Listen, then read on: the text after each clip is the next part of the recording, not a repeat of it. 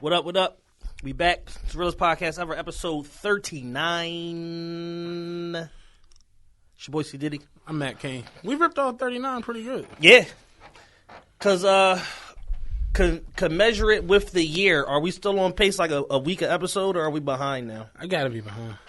You figure with 39, it's October, third week of October, fourth week of October. So we got eight more weeks. 9 weeks left in the year. Yeah, we're a little behind. So when we hit our 1 year, we'll probably be at like 46, 47.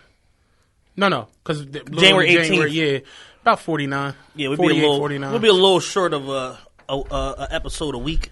I want to do like a joint where we have all of the guests from the past year. Oh shit! Like just everybody. Like nah, we should say that for the live show. Sort of like a Royal Rumble. Yeah, that would be fly for a live show. Somebody swinging on AO. I know that love. for sure. Like we can do it in segments because trying to get all these personalities to talk at one time is going to be a disaster. Nah, yeah. Spank show up with turtleneck on. It's going to be bad. Mock neck, no flip. Mock neck, no flip. How was your week? My week was good, man. I'm in the process of getting all this little stuff in line for this to do my pre-approval to get this triplex. That's what's up. In Overbrook, decent neighborhood. I think the guy who's trying to unload this thing is having some legal troubles. So may his misfortune be my windfall. So it's basically like it's a beautiful joint. First floor is completely redone. The second and third floor need like a little bit of work. It's like an older update, but it's decent. Like it's moving ready. Already got one tenant in the building, so I'm trying to like get this pre-approval done like this week and quick close this joint in like less than 30 days and start making some money off this property. I can dig it. I want to do something good, man. I want to start doing stuff like that. I saw the SRT Durango the other day. Yo, I saw one outside Family Dodge the other day, and then I came back 2 days later and it was gone. Fuego. What color was it? Black. Yeah, that's the two I've seen have been black. Yeah. They got a white one running around. When I was looking online, like all the different colors. I saw a real nice white one, and some dude I follow his YouTube. He's got a custom blue and black John. I'm like, how you already got a custom one? Right. The shit came out. People don't have the regular ones. Like, what the hell? But it's from all the videos I watched, the specs on it, like that joint is like phenomenal. Yeah. All-wheel drive. The chassis is running on the same chassis and engine and tranny as the Cherokee. Yeah, It's got the third roto. You know what I'm saying? And they said it's 4.4 seconds and 60. Shit. And that's a big ass vehicle. And it's the first performance SUV that can do a 4-wheel drift. Oh, so it's like you don't as if you need to 4-wheel drift a fucking Durango, but the shit can do it. You know what I'm saying? Yeah, I was talking to my man last night. He said he's about to get the 2018 Cherokee, the Trackhawk, the one that's got 707. He's like, yeah, I was supposed to go last week and I did this. I'm supposed to go this week and did this. He's like, so I think I'm gonna go tomorrow. My only knock with them Jones that they put 700 and shit in, it's like you're not gonna enjoy it here. Yeah, no, hell no. You need to be in like North Carolina, South Carolina. Shout out to a friend of the show, Jules. My Yeah. man, he supports, buys merchandise. That's my nigga forever. He got 2 SRTs, and he was telling like he bring them up here. He's like Pothole. Yeah, it's miserable. It's like chasm in the ground. You figure he in Orangeburg, so it's like South Carolina. He can rip off. I be looking at his videos. He just casually doing 130, going to the store to get something to drink. Like, cause it's so much Snapple run. It's so much open road down there. Yeah. The shit is just way different than up here. So it's like having a fly SRT, whatever. I fuck with it. But like once you start talking about like Hellcats and the what's the joint they making that's got 900 in it? The Demon. Oh, the Demon. Yeah, it took the back seat out. Yeah, it's like. Now you're in a race car on 76. Going 34 miles an hour. If you're the lucky. posted speed limit is 55. You going 34 the whole way. You're going 34 at 1 in the morning. Yeah, because somebody's grandmom popped a tire in her Hyundai Elantra, and now everybody's stopping to see what's going on. Let's do this for a second, because how awful is Philadelphia? If somebody is broke down in the shoulder, the whole 76. Like, or pulled over. He already got his man. It's cool. From rip past 676 him. to King of Prussia. That shit is a nightmare. Oh, shit. Who cousin is that? True story. One time, it was hilarious. I was driving on 76, and you know, you get a Charlie horse. Yeah. And the shit just came to me. Like, this shit came like Apple for they $10 there. Like, it just came out of nowhere. And I'm like, it's no way on earth I'm going to be able to drive home and walk this joint out. I got to get the fuck out of this car. Pull over, and I start walking on the shoulder. Because I got a Charlie horse. I got to get this shit out. So I'm just walking on the shoulder. So Sticks is driving past me. I never forget this shit. The nigga Sticks pulls over, jumps out of his truck, and comes running down to me on the shoulder. He like, yo, you cool? You straight where you will? You all right? I'm like, yeah, I got a Charlie horse. He like, man, if you don't get the fuck up. I was, and mind you, my truck was at 30th Street. I'm damn near at like Grace Ferry. I'm just walking. I gotta get this shit the fuck out. That shit was hilarious. Alcone was walking on 76 to get the Charlie horse. That's fucking hilarious. Yeah, but 76 is a nightmare all the fucking time. Y'all was both stuck in gazillion miles of traffic getting up this motherfucker. Pray for all the people that was involved in that accident. Yeah, the accident on Ridge Pike. It was awful. Matt was dead in the center of it. I was dead right there. I was sending Chad little. I'm like, yo, this shit is bad. I was right there. So you definitely pray for all of them. Pray for everybody. You know, if anybody lost their life, rest in peace. It was definitely a crazy, crazy, crazy accident. And then the byproduct of it is that they literally pushed all the traffic. For those of you who know about like Plymouth Meeting / Roxborough area and all that shit, where that shit all meets at, is like, all right, Ridge Pike is a highway. Like, where Ridge Avenue, Henry Ave meet, and then turn to Ridge Pike, that shit is a highway or whatever. So initially, you got like 4 lanes, like 5 or 6 lanes across, and then it slowly gets down to like 4 or whatever the case may be. So they have this shit shut down before you get to the Friendlies or whatever, and they're pushing all the traffic down Bells Mills. The funny part, is one lane. The funny part about this is I literally text this nigga at 3 o'clock. Yo, I literally had no idea where you were. I'm like, yo, it is a nightmare out here. I'm telling him, I'm like, they shut down Ridge Pike. This joint is awful. We're supposed to be at the studio. I get here. Nobody's here. I text everybody. You know where niggas is at? In the traffic. I'm like, how would I text you? I get to the shit, and I'm like, it's 5:50, and I get to the shit, and I'm like, I have 2 choices here. I can turn around and go all the way back to Route 1 and go up the boulevard, and that's going to take 50 minutes, or I can go through this shit. Hopefully it works out in my favor, and maybe I'll get to the studio in 30 minutes. So that's what I did, and I ended up getting here in like 35 minutes or whatever. I saw them funneling everything down Bells Mills. I'm like, oh, ain't no way in hell I'm coming back up this. That's going to be terrible. Because the people that was like trying to go to like Plymouth, more in the Plymouth meeting into Lafayette Hill and shit, they just was like, they didn't know what the fuck to do. So they just was like, we're just gonna go down Bells Mills so we get to Germantown Avenue. Like, they didn't have a plan B. No. Like, and that shit was locked up. And then just got caught in the traffic coming from the damn Eagles game. Yeah. He said he left at 4 o'clock. He just got here 4:06. He just got here at 6:45. It's no bullshit. 10 ambulances, a gazillion fire trucks, and I pull. And the lady was like, "You're not gonna be able to get through this." I'm like, neither are you. No. You'd be surprised the mental space that these people be on. True story. I'm not making this up. I'm on a 48. It's like 2 years ago. Coming up Arch Street. You know where Big Bangs is at. Yeah. 15th and Arch. There is a crane in the middle of the no bullshit. I'm talking about like. And the sad thing is, there's always a crane right there. Yo, somewhere. I'm talking about like Bane taking over the city crane. Like you know them big ass cranes that they use as skyscrapers. Them shits get like pivoted, like they plan them because that shit's not moving for. The crane is covering the whole fucking street. So I say, all right, I'm going around Love Park. Simple. Going up to JFK. Block over. Going up JFK, down 16th, back to Arch. 1 block difference. I bang the left. The lady is standing next to me at the fare box. She like, oh, what you detouring for? I'm like, I got to drop this money off to my baby mom real quick. She waiting on 15 JFK.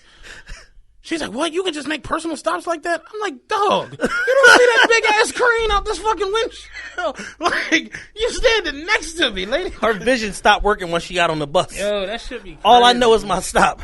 That should be nuts, man. But yeah, the traffic here, like one accident, yo, it just, and especially with some bad shit like that, when you talking about shutting down shit, Man, that shit and then dreadful. On Bells Mills Road, you getting into it. I can only imagine. I'm like, why is this shit moving so slow? Like, there's like a light at the end of this, but it's like you got a mile and a half of just driving or whatever.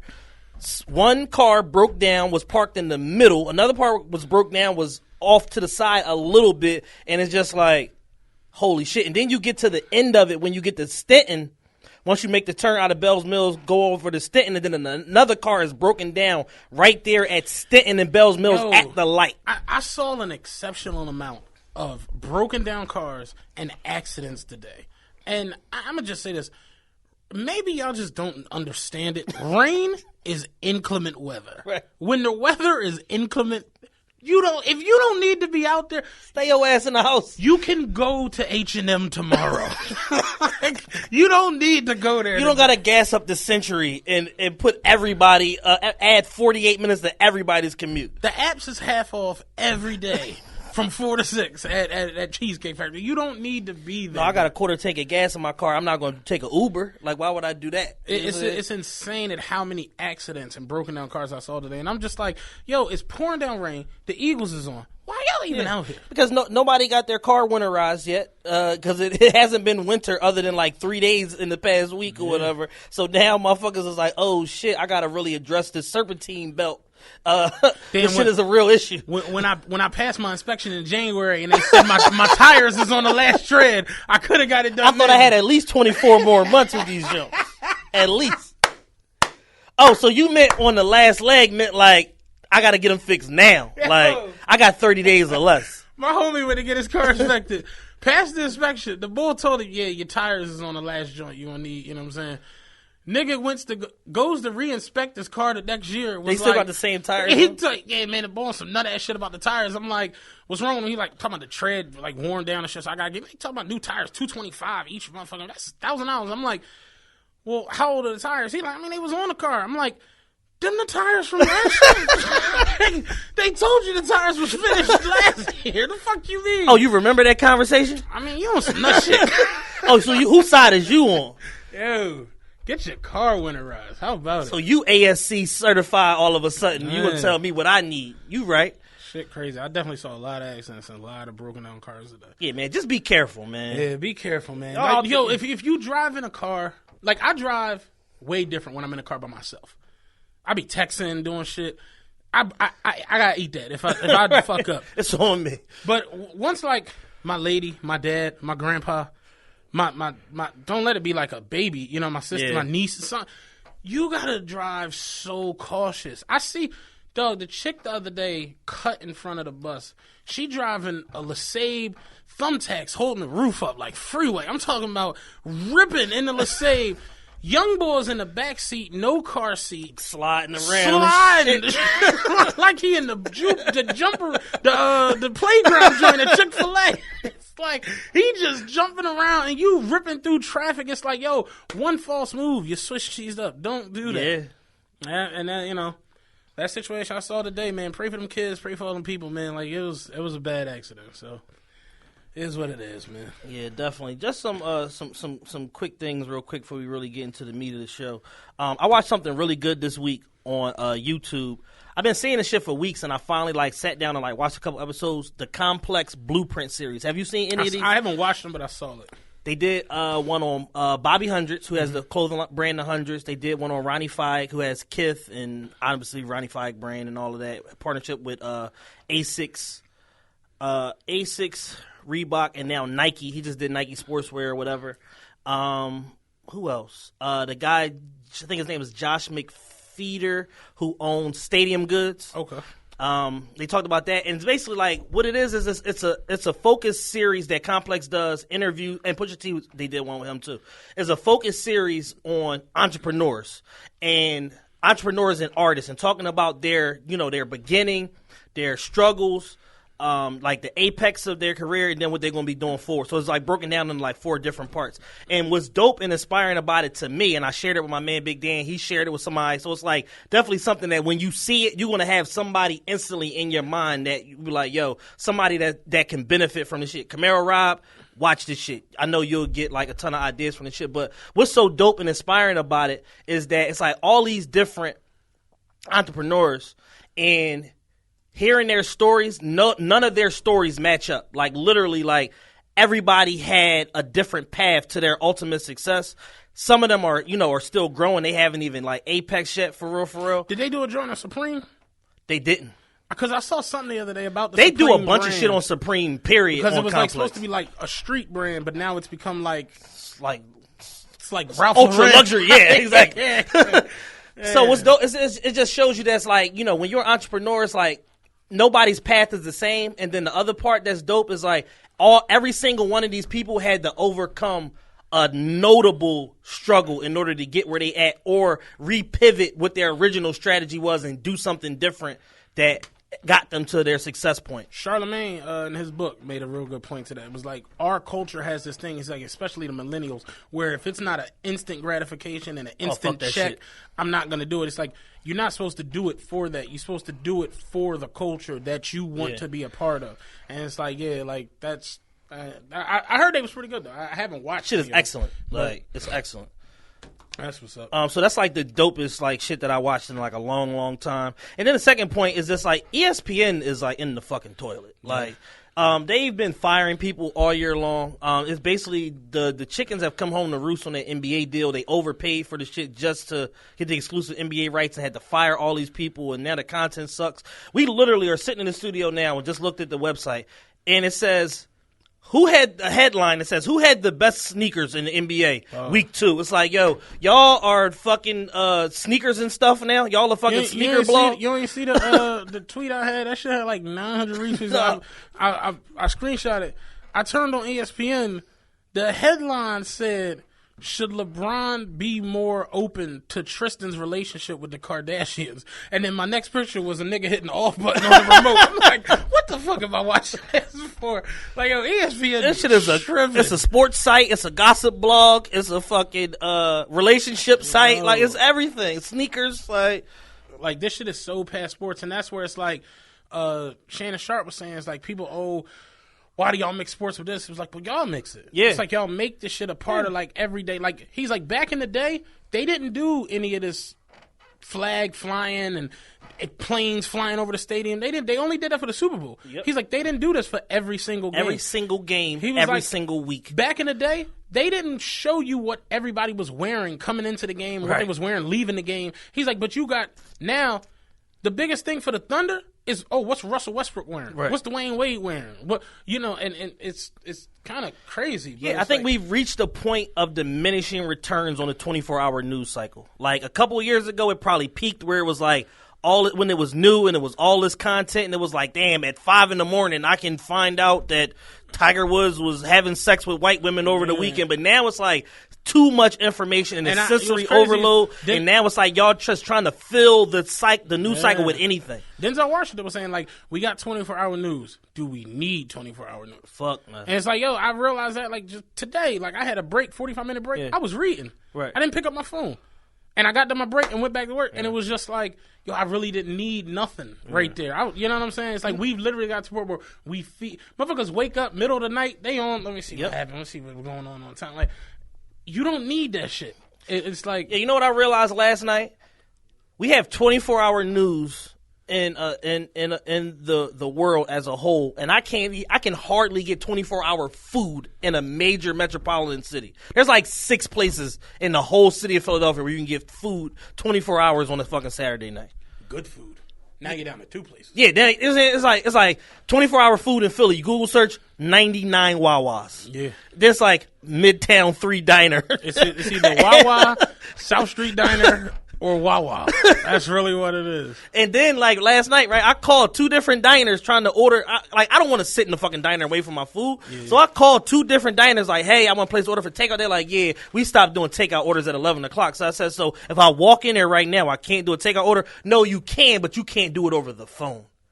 So what fucking study have y'all done? Look out the window, bro. What fucking study have y'all done that shows that the likelihood of people picking up their food is less between the hours of fucking 11:01 p.m. and 4:59 a.m.? I remember the one place on Woodland Ave, pizza place. I can't remember the name. Woodland Village? Nah, I think it was. I can't remember the name of it, but their business phone was a cell phone. And I remember I called it. Chick answer was like, "Yeah, we don't take phone orders after 10 o'clock." I'm like, "What?" She's like, "We don't take orders over the phone after 10 o'clock." I text that bitch what I wanted. She's back like, "Dawg, don't." There you go. Some people just like that, man. I don't get it. That shit is a nightmare, man. And it's just like, yo, it just goes back to like customer service. And it's like, yo, those two places, guess which one I went to? Neither. I went to fucking Midtown and sat down and fucking ate my fucking food because it's like, yo, if I gotta go through all this crap, I'm gonna at least go downtown where I'm not gonna get my fucking brains blown out. We had a discussion the other day before we get into these topics. Who do you think culturally is a bigger icon? Michael Jordan or Allen Iverson? In a vacuum, in a short period of time, Allen Iverson was the most influential person in the universe. I was going to say I think he's the most influential athlete ever. The problem, he might be. The problem is it wasn't sustainable. But this is the thing. People attach Jordan to an image that's not even Jordan. Well, yeah, true. The one thing, all right, so it's like the longer shorts, it's like, do you give it to Jordan or do you give it to the Fab Five? Fab Five. All right, so beat it, Jordan. So that's that. Black Sox, Fab Five. So then it's like, you know, once you kind of strip it back, you start saying like, all right, well, the Jordan influence might have popularized certain things, but he wasn't the curator, the direct curator of the. I'm gonna say this: Jordan wasn't. Shit. He wasn't a curator of certain things. Jordan, like real talk. You kind of got to look at Spike Lee. Like, Spike Lee made having Jordans on outside of basketball like the thing. Jordan sneaks just literally became smoking, and everybody wanted them and wanted to wear them. Yeah. But Jordan was never wearing his sneaks outside of basketball. But we also we didn't have 24-hour news then, so we don't have as much access to Jordan as we did, like, Kobe or Shaq. I'm talking about like Jordan showing up the way Busta Rhymes in a hoo-ha video with the fucking pant leathers on. It's like, it wasn't like that. I mean, knowing what we know about Jordan now, he was fucking smoking cigars, gambling, and cheating on his wife a lot. So it's like, he was ducking whatever little cameras was around. Yo, did I tell you about the joint I read about Jordan the other day? This nigga is a monster. Jordan used to go on cell phone dates. Did you read this shit? I've never heard this before. He used to take chicks to the restaurant. He go on one side, she go on the other side, and they eat and talk on the phone. So what nobody seen with the bitch. I'm like, yo, Jordan, crazy. I was reading this shit. What type of diabolical Dr. Evil speed dating shit is this? You off the hook, dog. Go sit over, I'm going to call you. Yeah, no, go in the back of the back. I'm going to the owner's booth.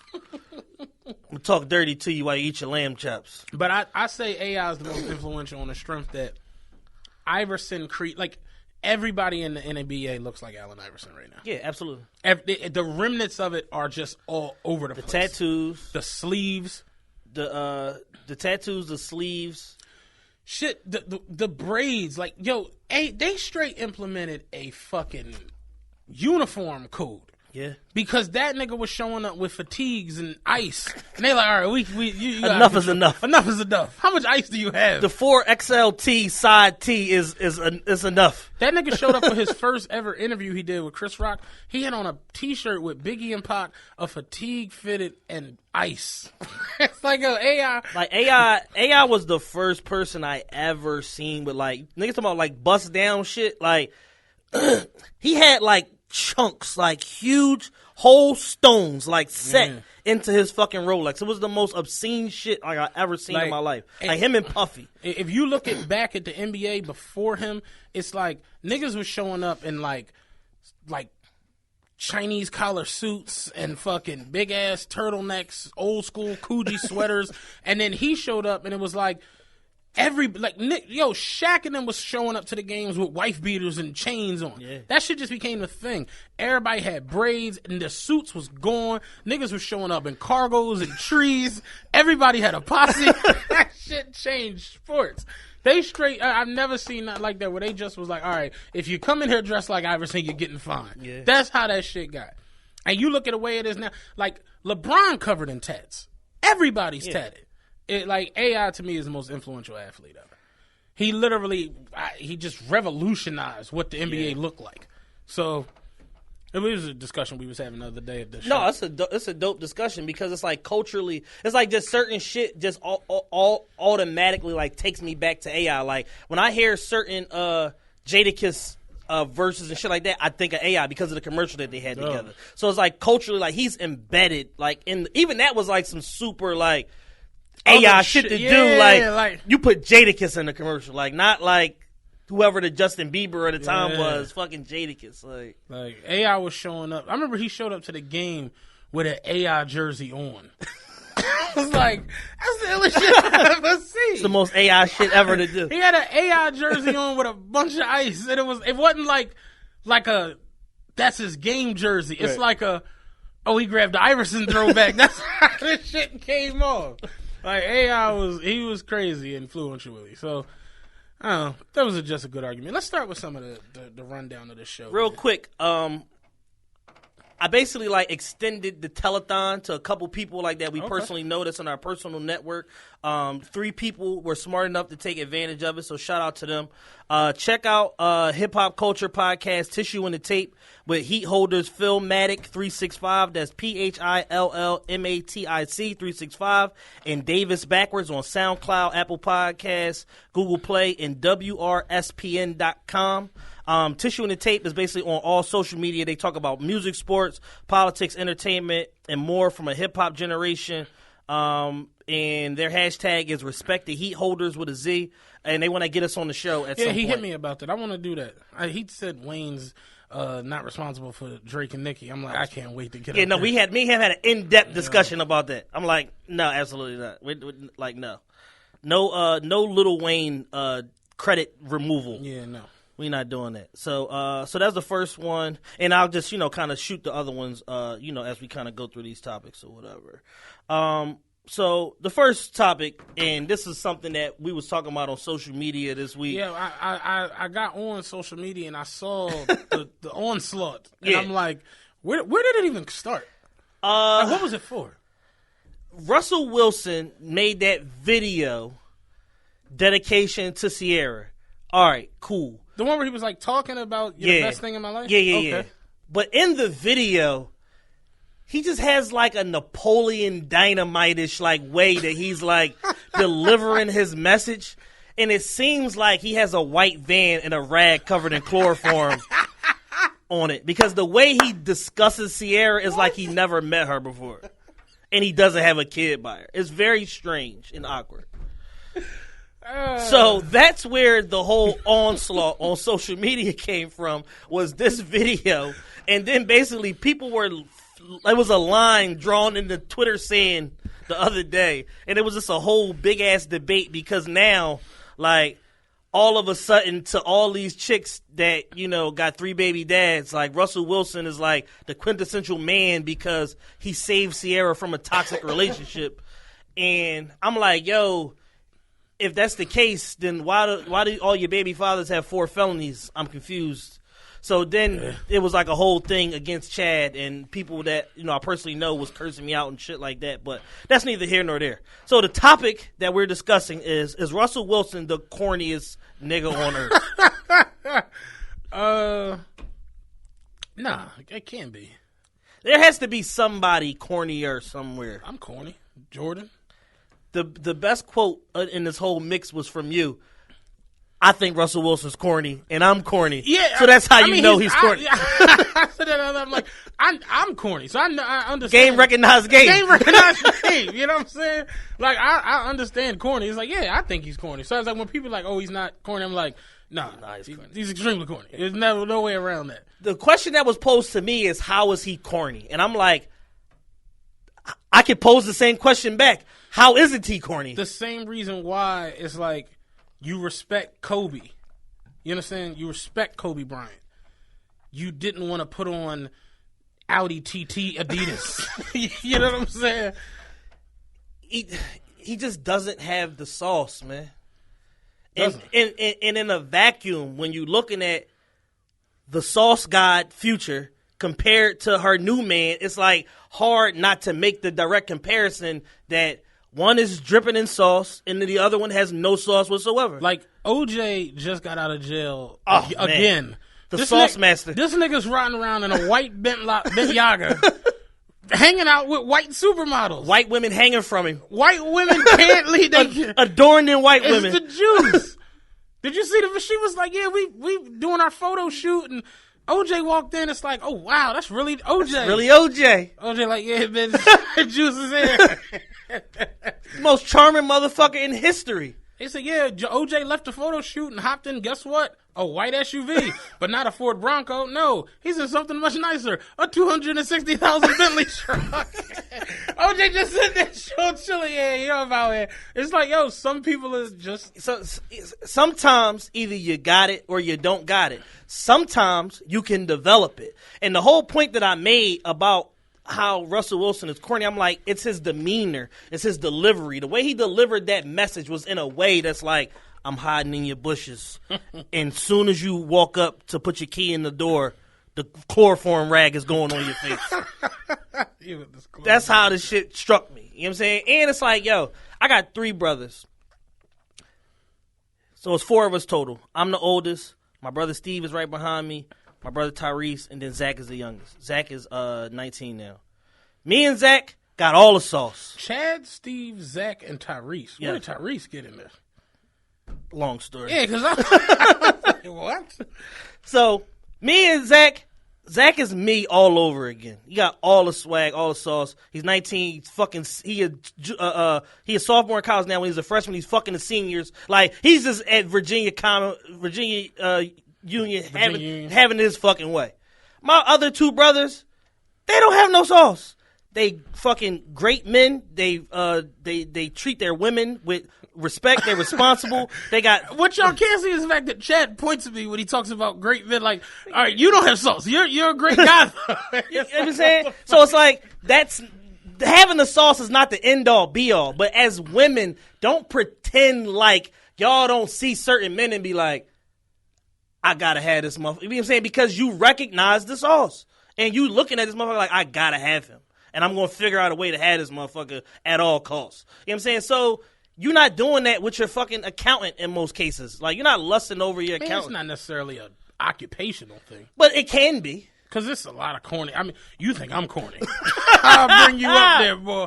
I'll show you what corny really is. Like, it's just the way it is. It's like, it's corny and it's not corny everywhere. Yeah. You know what I mean? To a certain extent, I'm not corny to people, but then I don't think you're corny personally. But on the flip side, I'm corny because I don't do certain things. I don't go into certain situations, and that makes you kind of. Somebody recently just avoid niggers. Rick was like, "Yo, you coming to the John?" And I'm like, "Oh, like what? I'm corny. I'm going in the house. How the fuck would I do that?" Like, but it's just that's kind of people have literally gotten to the point where it's like. If somebody considers you corny, and I had another great tweet the other day, I'm like, love calls me corny twice a day. Am I lying? And they're great friends. We cool as shit. It's like, that shit don't matter. But people have literally gotten to the point where it's like, I can't be corny. I can't be regular. I can't be normal. Right. I can't. Yeah. Russell Wilson, he a regular dude. He a regular dude that lucked up into having a pop superstar. Yeah. But on the flip side, what's to say that she's not corny too, and that's why it works. That's what I'm like. Yeah, it sometimes is like that, or sometimes opposites attract. You know what I'm saying? I had her in the prior relationship as being like, you know, they had creative license. They had a creative relationship that bonded them and made her say, "Damn, this guy is different than what I thought." Despite the fact that he has 19 baby moms. When we're dealing one-on-one and we're creating and he's creating these incredible melodies and top lines, that your talent will have a way of endearing a woman to you and making her forget all the outside influences, all the bad shit about you that exists outside of that creative space. But then once you in it and you realize, like, damn, this nigga's kind of like a fucking lowlife, I need to switch some shit up about this motherfucker. And then when it don't work, now he's painted as the bad guy when all he was doing was being the guy that he was all along. Faith and Biggie. It is what it is. You know what I'm saying? So with that being stated, it's like Michelet and Suge Knight. Yeah. Bitch ain't had no groceries. Suge showed up with some food. She like, damn, he really nice guy. Yeah. You don't know he got people pissing on people in the studio. It's like he just had somebody follow Jerry Heller home yesterday. You just don't understand. Believe it or not. Dude. So it's like, you know, that and part of, you know, Chris Rock talks a lot about men and women's our test in life and the things that we desire. A man's test in life is typically a woman. A woman's test in life is usually lifestyle and material. Mm-hmm. So sometimes when those two things intersect, you know what I'm saying, people that don't have no business fucking with each other end up fucking with each other. So that's probably, you know, the situation between Sierra and Future. I said it the other day. I'm like, if Russell Wilson couldn't throw a pigskin, yeah, like if Russell, it ain't happening. If Russell Wilson was like, I give him you know, if he was a store manager at Home Depot, which is a cool position. Fuck that. I'll take it a step further. If he was a master electrician with his own company making $500,000 a year, he ain't pulling Sierra. Fuck no.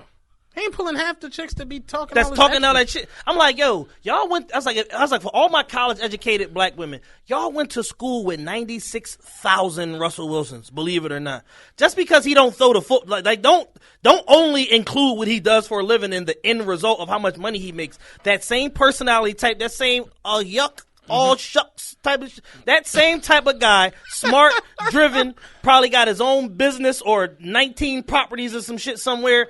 Y'all overlooked him. You know why? Because you was chasing the fucking the scammer, the one that was swiping and who pieces was hitting every fucking day. Yeah. So it's like, don't make me seem like I'm crazy because now you 30 and you've grown up and you tired of fucking drug dealers and scammers. The chicks be like, you know, I only mess with niggas to get money. I only do this, and I be like, why doesn't your baby father spend the $250 then when he gets on the bus? Like, it doesn't make any sense. He always has 180. He's a consistent 180 haver. Like, it doesn't make any sense here. And it's like, that's exactly what we're talking about. It's like, if Russell Wilson was just a regular guy, we wouldn't even be having this argument. It wouldn't even be in a headline. It wouldn't be been a nothing to talk about. Yeah. And the thing is, I fuck with Russell Wilson. I don't necessarily fuck with him. I respect his talent, his game, all that shit. Like, he's an overachiever. You know what I'm saying? As far as his grading out in the NFL, coming into the NFL and all that shit, he's an overachiever. He's a Super Bowl champion. He would have been a 2-time Super Bowl champion if Pete Carroll wasn't a complete fucking shithead idiot, in that fucking other Super Bowl. You know what I'm saying? So I respect the man immensely. And at the end of the day, as whitewashed as he is, he's still a fucking black man in America. So I'm always going to ride with him. But it's like, I'm also a truth seeker, and I'm going to call shit how I see it. And the man is swagless and sauceless, and he's very corny. But I respect him as a man and as a father and how he treats his woman and all that shit. All that is amazing. But he's still a cornball. Yeah. It is what it is. I mean, yeah. It's pretty corny. Y'all can't see me. I'm shrugging. And I know corny. So. Matt's our resident corny specialist. Hey, listen, man. You want to talk corny? Come out with me. I could really take you into a whole nother realm of corny. I ain't going to diss nobody. But spend a day in the depot. Come up there for a single day, boy. I'm telling you and me some characters, man. Holy shit, man. Oh, goodness. That's funny as shit. Staying with the NFL, Texans owner Bob McNair completely out of pocket. In the last couple of weeks, we've come to find out there was apparently a private meeting amongst the owners and the exec from the Players Association and stuff like that. And in that meeting, when they were talking about like the nature of the protests and trying to come to some sort of middle ground between the players, what they want to do and what the owners want them to do and how they want to represent the league, he stated, we don't need the inmates running the asylum and this whole thing getting out of control. And now his private comments have gone public, and now it's like a whole firestorm. DeAndre Hopkins walked out of practice the other day when the fucking story broke, and they had to beg a bunch of other players not to leave practice also. And since then, he's issued like some half-ass fucking apology and some spin fucking story that some well-paid PR wrote or whatever the case may be. How do you personally feel about this situation, and how do you think his comments are relative to the other 31 owners in the NFL? Do you want me to be like honest about this? Brutally honest. It's never going to change. I honestly don't understand what they said today. The Texans, almost the whole team kneeled before the game.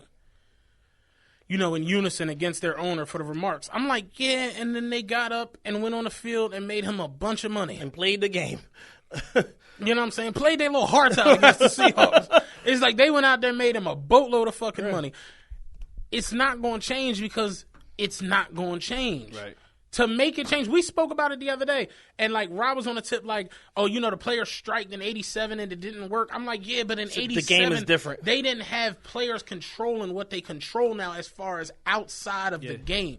You know what I mean? Yeah. You got J.J. Watt, who is like a universal figure now of Odell like Beckham hope. Jr. Real shit. J.J. Watt, like, didn't he raise like $35 million or some crazy shit? Yeah. He was trying to raise $100,000. He's a universal figure. Beckham is a universal figure. Yeah, a global ambassador of the game. Tom Brady, they are universal figures. Von Miller is on his way there. Dak and Zeke, like them or not, they on their way there. It's like you got so much power in these. Remember Charles Barkley was like, why am I a role model? I just dunk a basketball. And they like, you're a role model because you just lost $100,000 last night in the casino. Right. People want to do that shit. Right. That's why you're a role model. You understand what I'm saying? AI is a role model.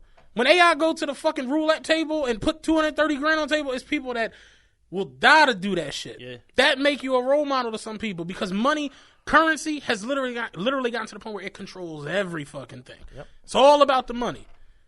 Puff said, don't worry if I write rhymes. I write checks. Niggas was like, that line was hot as shit. He didn't even write the line. He do got a point, right? Got a fucking point. But that's really where it is. It's like the money controls everything. So these dudes ain't going to stop because they need the money. Yeah. And on the flip side, he don't give a fuck about no backlash. They ain't go out there and fucking throw that pigskin. Right. The bull, Clippers bull. Oh, Donald Sterling. Like, it's all good and dandy to be like, yeah, the Clippers got him the fuck out of there and he don't own no team no more. He left got with $2 billion. $2.4 billion to leave. It's a nice severance package.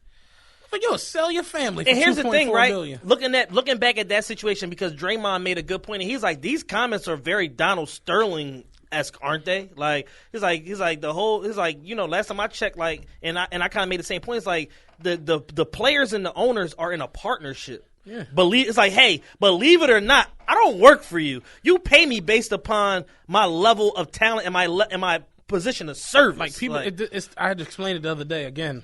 Come up to the depot, boy, I tell you.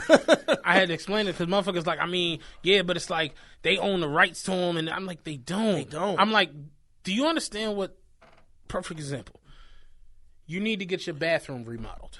What do? You get a contract. Right. You don't own him.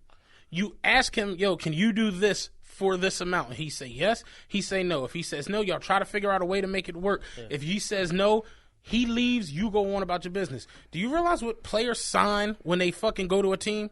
They sign contracts. Yeah. Because they're contractors. That's what you're doing. You're contracted to play this sport for this amount of time, for this much money. For this amount of money. If you do this, you get extra money. If you exceed this, you get more money. If you go to the Pro Bowl, you get XYZ. If you get all pro, like, it's the way it is. It's all on a contract basis.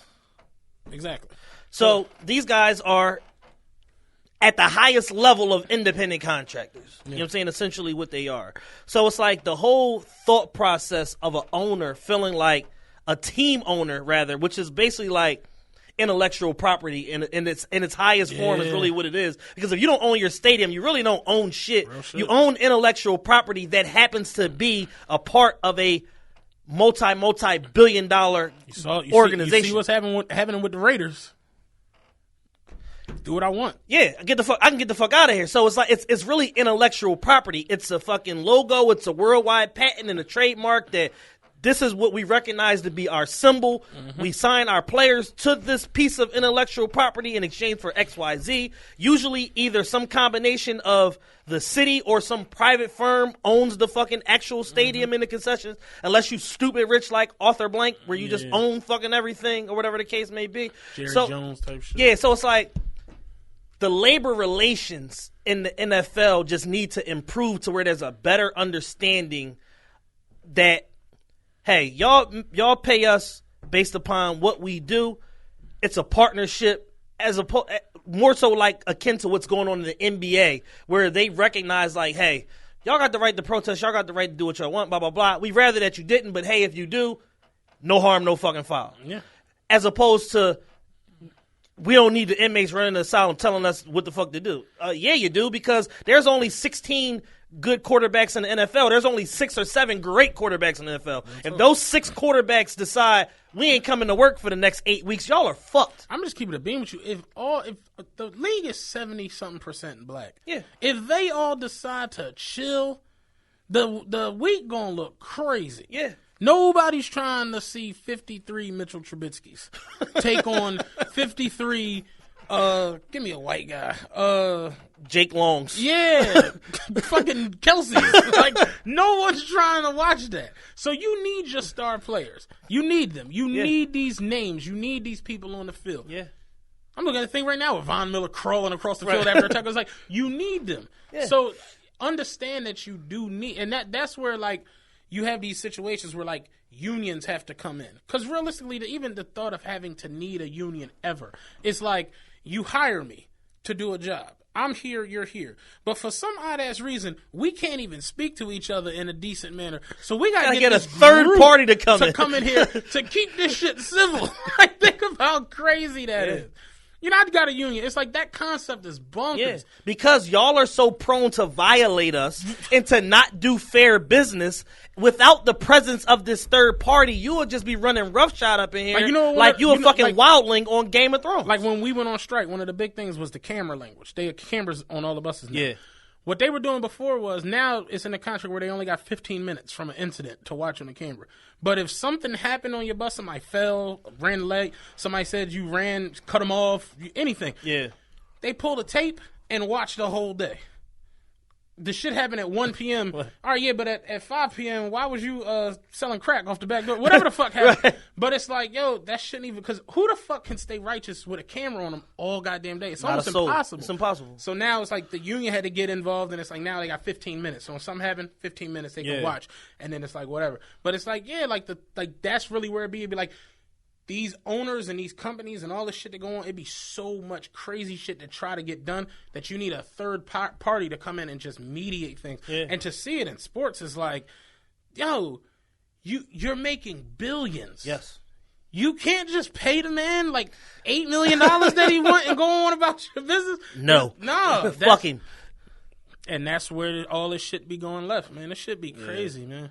Like, it's wild. It's like, I honestly don't see how it changed. You got rich old white men who own all these teams. Until there's any more measure of diversity from an ownership standpoint in the NFL, it's going to remain the status quo. It's like, I'm not even trying to be funny. Y'all can kneel all you want. What do it do? Like, I know you're going to go out there and go earn your check, nigga.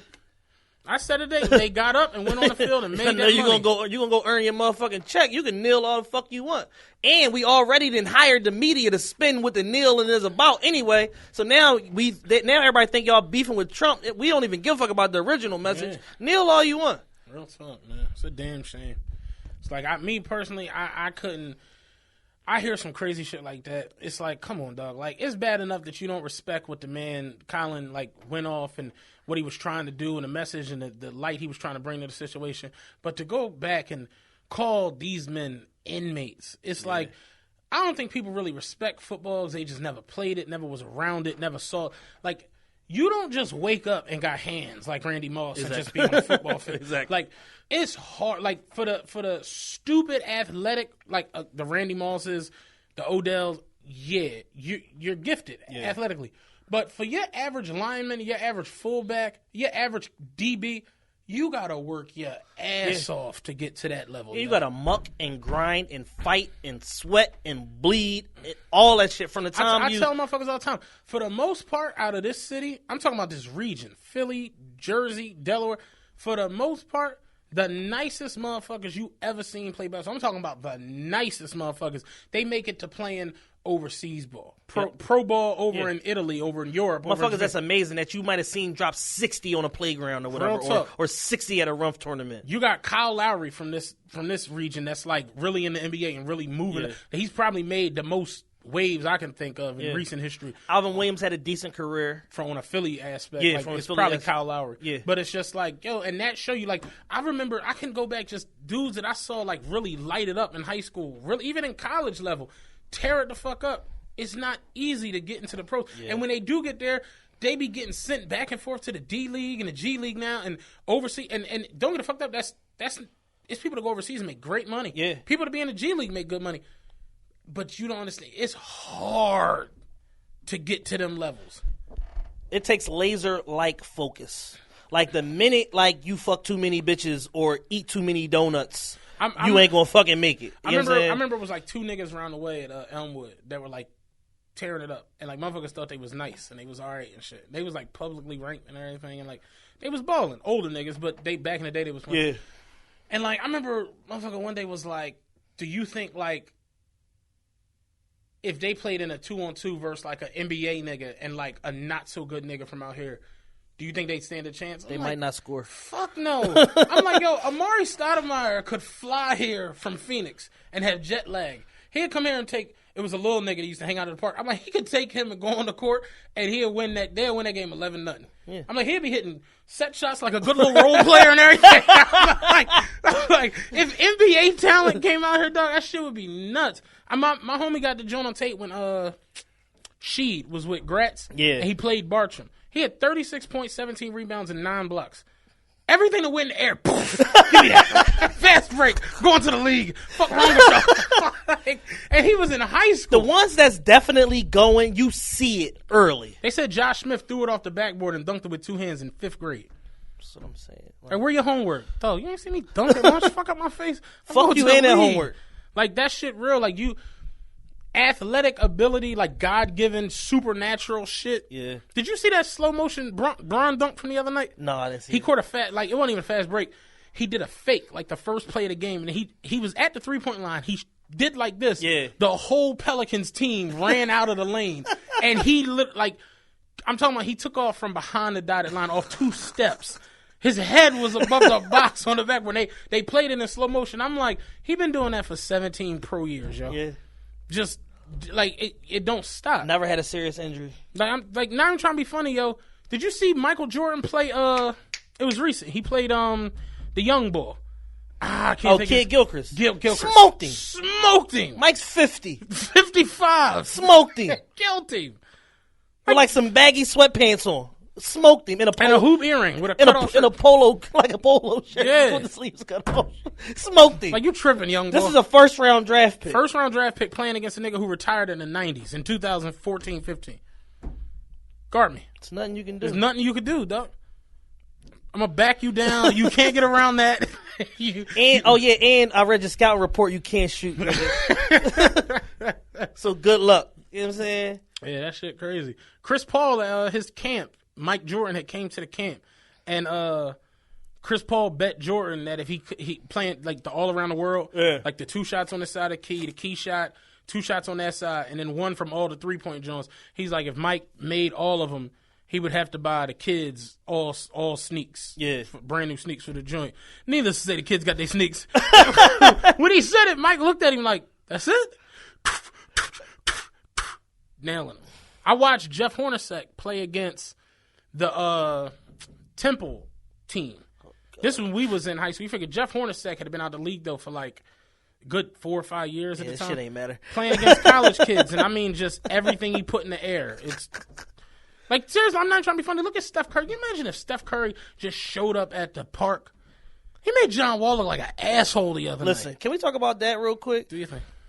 There's a debate online right now. I saw you. It's a real. It's a real. I didn't see it. It's a real thing. Like TYT Sports did a whole topic on it. It's a real thing. Who is a better point guard, John Wall or Steph Curry? I'm gonna say this for the debate's sake.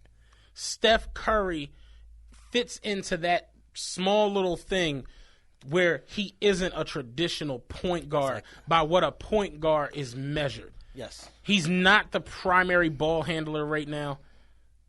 He was up until KD got there, to where the offense was running through like the pick and roll with him and Clay. Right.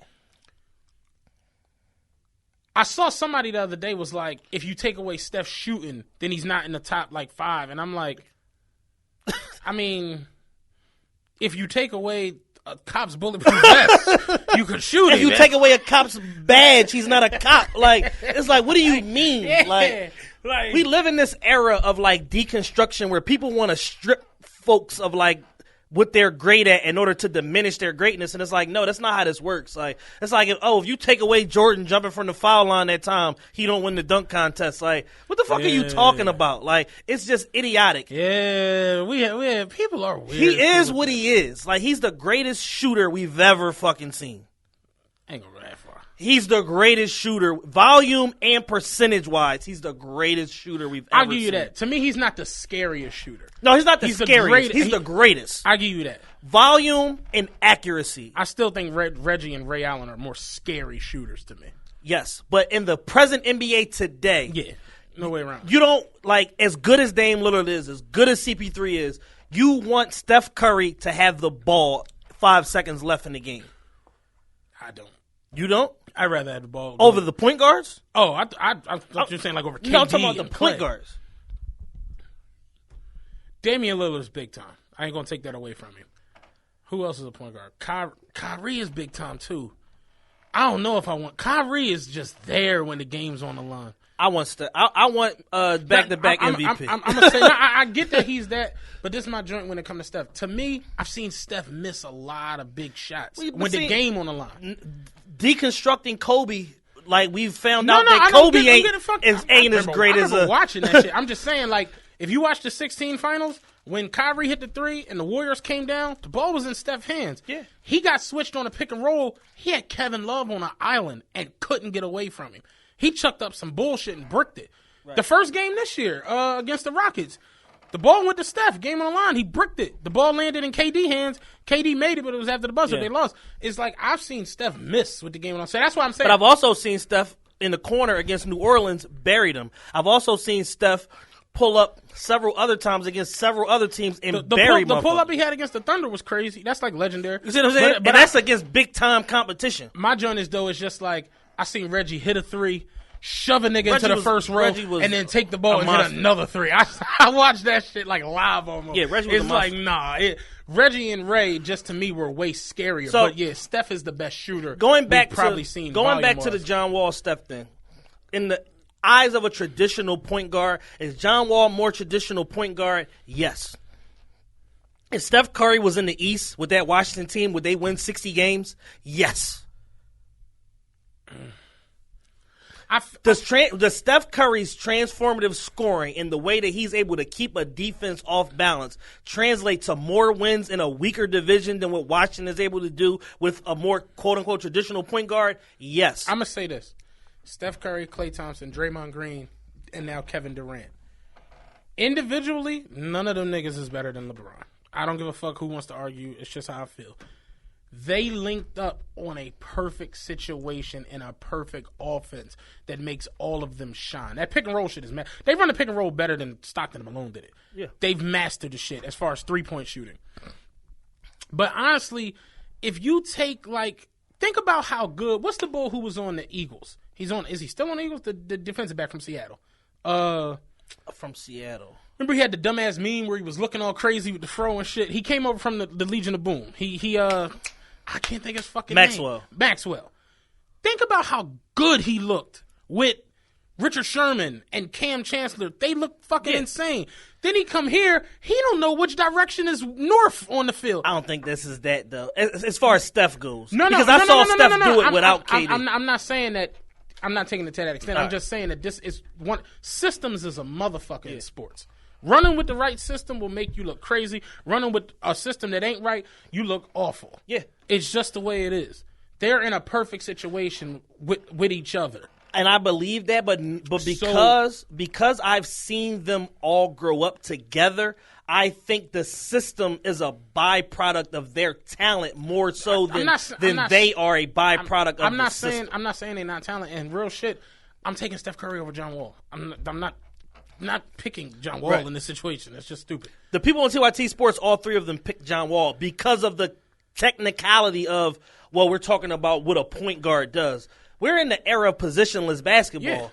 who's really doing what a point guard does? That's like a moot fucking point. So by that standard, give me Russell Westbrook over everybody. That's what I was about to say. I'm taking Westbrook over all these motherfuckers. So it's like Steph Curry is a phenomenal shooter, and that's really where for me, I feel like he's such a good shooter. It makes him one of the best players in basketball. But I've also seen him put Chris Paul in his back pockets. We just saw him put John Wall in his back pockets. I agree. This week. His handles, phenomenal. He doesn't have the best handle in the league, though. No. He's defense. Kyrie has the best handle in the league. Kyrie might have the best handle ever. It's getting close to ever. Yeah. His defense, though, like you saw him try to defend Kyrie? No. You see him try to defend Westbrook? No. Well, nobody. None of them guys can defend each other. Westbrook can't defend Steph Curry. Kyrie can't defend Steph neither. But you look at somebody like John Stockton, who's like the all-time steals leader. You understand what I'm saying? That's coming from point guard, where he's the all-time assist leader. Do you understand what I'm saying? I'm just throwing it out. But there. he's also playing against a couple trash men. Like, he's not playing against the. Top to bottom. These are the best set of guards all in the league at the same point time. Guards ever. It's not even close. So none of them can defend each other. Yeah, they all phenomenal. Like, can Dame Lillard defend Steph? No. Can Steph defend Dame Lillard? Fuck no. Oh. They can't defend each other. Russell Wilson can decide, tonight I'm getting 55. And you know what he getting? 58. Yeah. You know what I'm saying? Because it just is what it is. So it's like, but then it's like when you look at the actual defensive statistics, Steph's no worse of a defender than John Wall is when you talk about team defense in the actual statistics as far as the plus minus and all of that shit. They're the same. Is John Wall a better one-on-one defender? Yeah. Is Steph a better team defender? Yeah. So that shit is a wash. Steph is light years better of an offensive player than John Wall, though, because if you got John Wall to take some of them same shots that Steph is charged to take, do we believe that John Wall is making those shots? I think it's just that those people look at John Wall like he's just I don't know, because John Wall's like a crazy dunker. He's got a crazy handle. It's like give me Dame Lillard over him. Yeah, yeah, I probably take. Give me Kyrie over him. Yeah. Paul Pierce made the case that John Wall was the best point guard in the league, and I'm like, well, did Russell Westbrook die? Paul Pierce is like, he's been tripping lately. 6 months ago, he said Isaiah Thomas was the best point guard in the league. IT's a little scoring machine. He's a machine.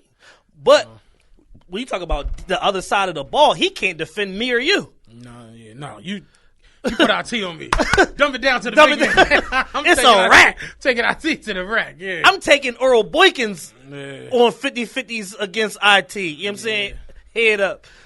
So, but, yeah. I just think that Steph is so much of a – it's like, all right, position aside. Point guards are shooting guards are point guards now. They all do the same shit. And then you got some guys like Giannis and LeBron that are point guards, shooting guards, small forwards, power forwards. Yeah. So it's like we've asked for this FIBA basketball style, more offensive flow, passing, ball control, all of that shit. We asked for it, and then now we're like, that John Wall is really like holding down for the old school point guards. I was trying to tell my man what the fuck is that doing for his career? Those Jerome Williams, Dennis Rodmans, Ron Artest, Ben Williams. I said Ben Wallace. Ben Williams. Those days are like going. When they get to the end of the year now and they got to do defensive play of the year, they be like, all right, who had a steal?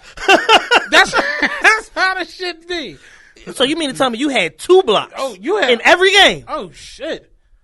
Get this nigga this award. The other day, KD had 7 blocks in the game. Niggas was tweeting like, oh, KD going for that defensive player of the year. Like, y'all know Matumbo used to do this shit every night. Like, all it takes is 7 blocks in one game. That's it. Theo Ratliff was averaging 8 blocks a game at one point. So, but yeah. That 2001 Sixers team that went to the championship, that first half of the season, that's one of the best teams I ever seen. As far as doing the most with not a lot. They had Theo Ratliff, who was leading the league in blocks. He broke his wrist. Traded him for Matumbo. Dumped him for Matumbo at the All-Star break. And Matumbo won Defensive Player of the Year that year. Went to the chip. They like, oh, shit, we meant to give it to Ratliff. Fuck it. Keep it. Fuck it. They won every award in basketball that year. Coach, player. MVP, six man. Did they win Most Improved? Nah. Only one they did was Most Improved in Rookie of the Year. They won everything else. Yeah. Crazy. That was a great fucking team. And the All-Star MVP. Got it all that year. That was a good ass fucking situation. All right, real quick. We got top 5 requests. And top five. We got one top 5 request. And then the other one I just saw on Twitter. I logged on to Twitter the other day and saw a top 5 wrestlers argument. And it was wild because I watched wrestling my whole childhood. I'm back watching wrestling. I saw, like, the thugs and killers were arguing wrestlers. And I was like lost. I'm like, they was really going through it. Who had more titles? Who had this, that, and the third? So I'm like, all right, we can do that. We can definitely do that. We a top 5 fucking show. Yeah. Who you got? All right, you want my whole 5? All right, okay. All right. I got The Rock. Number one? The Rock. Oh, my Lord. You're starting off crazy. I got The Rock as number 1. Most transformative, most impactful wrestler of all time. Best on the mic, best promos, going from a shitty character to a phenomenal character, had every belt, The Rock. Rock and Sock Connection, all that shit. Number 2, Shawn Michaels. Oh, my. Best in-ring performer of all time. He's not. Best worker out of all of them, everybody. Number 3, Triple H, King of all kings. Number 4, Ric Flair. 97-time champion. Number 5, Stone Cold Steve Austin. And number 6, even though he's a racist piece of shit and he's scrubbed from the record books, Hulk Hogan. He would have been my number 1 a couple years ago. Even though his in-ring skills fucking stunk. Yeah, Hogan's in-ring still stunk. But that's what I was more so the tip I was on. Like, are y'all arguing in-ring ability? If we argue in-ring ability, then take everybody off this list except Shawn Michaels. You got to start talking about like Arn Anderson and Dean Malenko. And Lance Storm and like shit like that. And Ken Shamrock. Just motherfuckers that was real athletes. Yeah. No, number 5 is Sting. Sting was the man. He was a shitty in-ring performer, too. But he was the man. His persona was just shit. As kids, Sting was especially when he did the Crow persona. Yeah. Before that, when he had Stinger Squadron, nigga. Stinger Squadron. Don't get me started there. Fucking number 5, Sting. Number 4, Shawn Michaels. I give you the Heartbreak Kid. Number 3, The Rock. Number 2 and 1 are such a toss-up because it's like I grew up in Hulkamania. I was, the fucking Hulk. We all did. I always say all the time, Hulk Hogan is the only white person I'll let call me brother. I like the fucking Hulkster was every fucking thing, man. Like that nigga slammed Andre the Giant, yo. We couldn't believe that shit. like, that shit was like Greek. That God shit broke type the internet shit. when it wasn't no internet to break. Yeah, but it, depending on what day I'm on, 2 and 1 is Hogan, and then Stone Cold. I knew you was gonna say that. My dad used to take us to wrestling. My dad and my uncle used to take us to wrestling joints. I've been to Beyonce concert. I've been to powerhouses. I've been to all kinds of shit, yo. I have never seen a crowd go berserk like when that glass broke. It's Stone Cold came on. That shit was unreal, dog. Like the trance that he put on wrestling and what it was at the time, and no, I super respect Stone Cold, and I'm more so. We met him at Footstop at Penrose Plaza. Holy shit! It was crazy. He got out of the car and he was walking in, and me, Steve, and Pax, we walking past, and he's huge in person. You don't realize how big the motherfucker is. Because it's always a bigger guy, so you don't realize how big the big guys are. And he's walking up into the sneaker store, and like, and Steve was like, yo, you Stone Cold. He was like, well, who else you think it was? And I to myself, I'm like, oh shit, he about to stun Steve. Steve, it's over. I'm like, get this nigga with a stunner, you're done. We're never gonna let that go. But it's like, yo, Stone Cold was larger than life in that wrestling shit. Now, of course, if you're talking about championships and who won the most and shit, you're gonna start talking about Ric Flairs and who else was a crazy champion? Triple H won the Triple zillion H, belts. yeah. Like you start going to that. I'm talking about the personas and who they were. Yeah. It's Hogan, Stone Cold, and The Rock. Those three. Yeah, I are mean, just out of this world. Hogan is my one if he isn't caught on tape being a racist piece of shit. Like, he would be one, but it's like they literally have scrubbed him from the record books. Like, there's no mention of Hulk Hogan in association with WWE anywhere. Like, they got him like out the hall and all that he's shit. done. Yeah. He's finished. Yeah, so it's fucked up, man. He had reality shows and everything. Yeah, Hogan knows best, all that shit. His wife took 70% of that shit. Like California, boy. And fucked her son's best friend. The Cuban. Yeah. Crazy. Oh, yeah, and another honorable mention, The Undertaker. Undertaker's definitely. Oh! Can I tell you how the bull wanted to rumble me? Because I didn't. Yo, listen. I got the greatest Undertaker story on earth. All right, so I'm driving the bus. It's late at night. It's my last trip, whatever. Black bull. And bull, he looked like us. Okay. Yeah, it was crazy. I thought it was Nitty. I'm not trying to be funny. Right. He was a big dude, had a big beard, dead ass. I thought it was Nitty when I pulled up. And I'm like, what is Nitty doing out here? Bull steps up. He gets on, he's swiping the transfers. He was like, yo, cuz, you know the Undertaker lost last night. You see that, John? And I'm like, apparently Undertaker had a streak. He had a streak at WrestleMania. I didn't know this because I've stopped watching wrestling and shit. But Undertaker lost and the streak was over. So he's like, yo, you see Undertaker lose last night? And I'm like, huh? Nah. He was like, yeah, he lost. The streak at WrestleMania over, dog. I'm like, all right. No comprending. Yeah, I'm like, I'm basically on the tip, like, the fuck do I care? You know what I'm saying? Like, fuck. So he like, he's standing, he like, yo, you heard me? I said the Undertaker lost, like the streak over, dog. Like that shit was crazy. And I'm like, and then I turn, because I'm like, all right, what's happening? As I turn and look, this nigga got an Undertaker t-shirt on. So I'm like, oh shit. I'm like, here we go, boy. So I'm like, nah, I don't watch wrestling, fam. So he was like, mind you, he got on at 15th and JFK. Keep that in your mind. So he was like, damn, you don't watch, why you don't watch wrestling? I'm like, I mean, it's because it's like it's fake. And as I say that, I'm like, I didn't mean to say that. You could see. I didn't mean to say that. No bullshit. You could see the rate. You know, you from the hood, so you can smell. Like, you can smell what shit's afoot. You can sense anger. You know what I'm saying? So I'm like, it's like fake. And he was like, he was so distraught he couldn't even talk. He was like what's fake? Tell me what's fake about it. What's fake? They real athletes. What's fake about it? Tell me what's fake. I'm like, look, it's my last trip. I just want to go home and see my family. I don't. Please don't kill me, Undertaker. I don't want you to do nothing crazy, like poke me with nothing. You know, I see you're an Undertaker fan. Clearly, I didn't, you know. He like, no, because them niggas be really out there risking their bodies. Like, you don't understand the injuries that wrestlers get. And for you to say that's fake, like, come on, dog. Like, they go through more shit than any of these other motherfucking sports. Like, don't play them like that. And I'm like, all right, like, I don't know what you want me to do in this situation. So he like, I'm saying, look, you got the internet.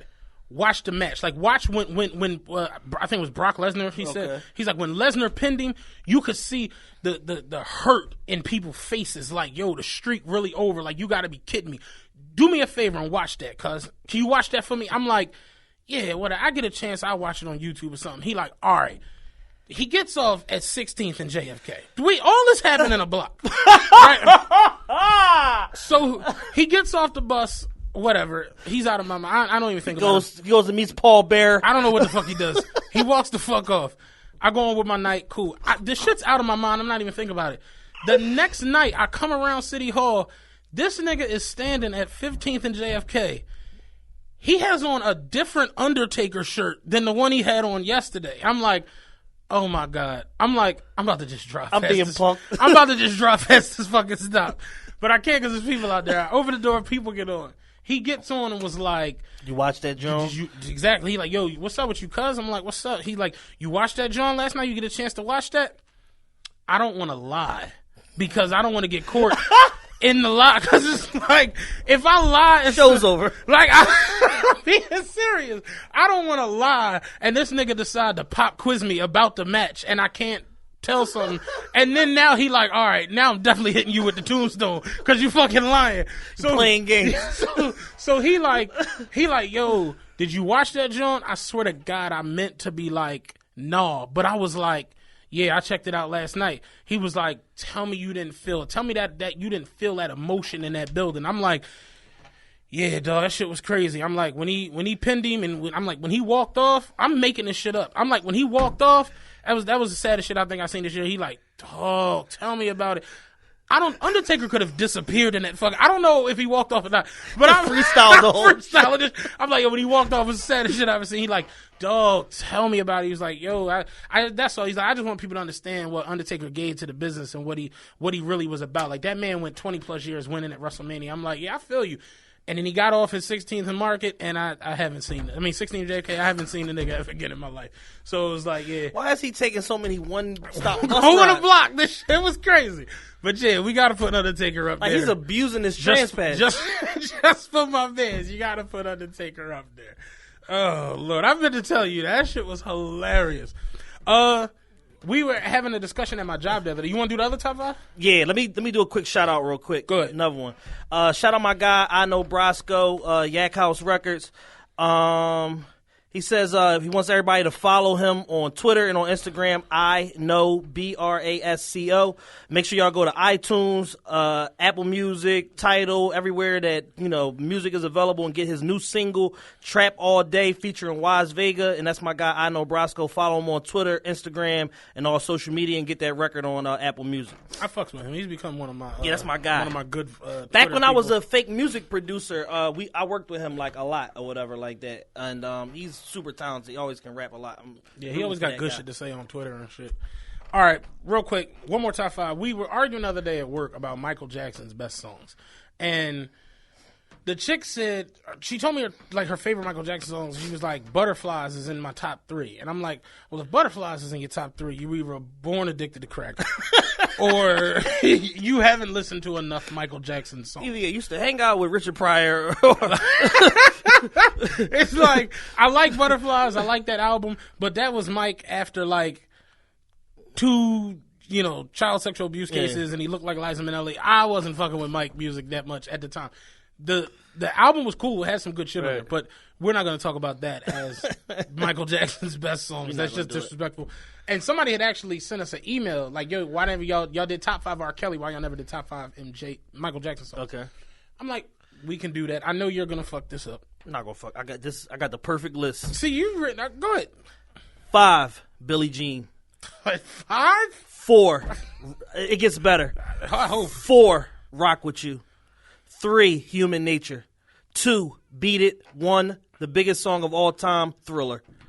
All right, our list is very similar, just different orders. My number 5 Michael Jackson. I know I'm gonna get torn apart for this. It's one of my favorite Michael Jackson songs. It's Black or White. I loved that fucking song when I was a kid. I wanted to be in the video. You see me? Huh? I see your not amused. Listen, did you ever see the video?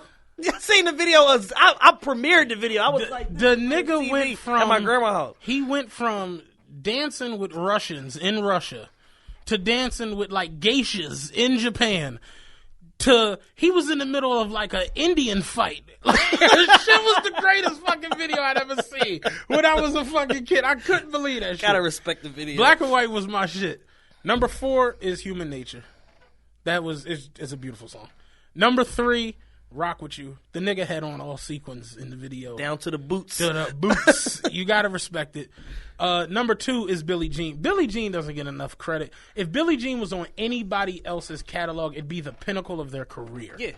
But Mike is just so great that it's just like... You ever watch Motown 25th Anniversary? Yeah, hell yeah. Yo, my pop had that shit on tape. I remember when I was like old enough to really understand it and watch it. It's like Mike was something else. Like he knew he was something else. They knew when you listen to what was the last joint he had with the Jackson 5? Can You Feel It? That joint, you knew Mike was going solo. Like, all right, Jackie, you 48. Nobody likes you, Randy. Mike's leaving you niggas. He's going solo. When that nigga, mind you, Off the Wall was already a smash. Yeah. He already sold like 8 mil with that shit. Yeah. Don't Stop Till You Get Enough, Girlfriend, She's Out of My Life, all that shit. When that nigga did the moonwalk at the 25th anniversary, like, the world stopped, dog, literally. Them niggas went in, they had afros and cummerbunds because it was 1982 and shit. That shit was turned to the max. Like, Mike was in the back, like behind stage talking crazy. Like, I'm about to get these bitches in a frenzy tonight. Fuck this shit Watch up. You know about to shit. fuck this shit up, right? He came out. Remember, they came out there with the brothers, and he did the reunion with them. He got them to fuck on the stage. Like, yeah, I really like those songs, but I like the new songs. And he threw that fucking fedora on. It's like, yo, Yo, Mike took off into fucking out the atmosphere with Billie Jean. That shit was just amazing. And if you don't got Thriller at number one, I don't understand your outlook on life. Like, it's the biggest song of all time. Thriller's is one of the only albums that goes platinum every year. Yo, Mike really could do no wrong. Yo, I'm sitting here thinking about this shit now. Like, Mike, he dropped Thriller, right? 27-minute music video, first black on MTV. Paul's handsome brother, good looking, sold 50 mil. Yeah. That nigga popped up on the next album and he was a red bone.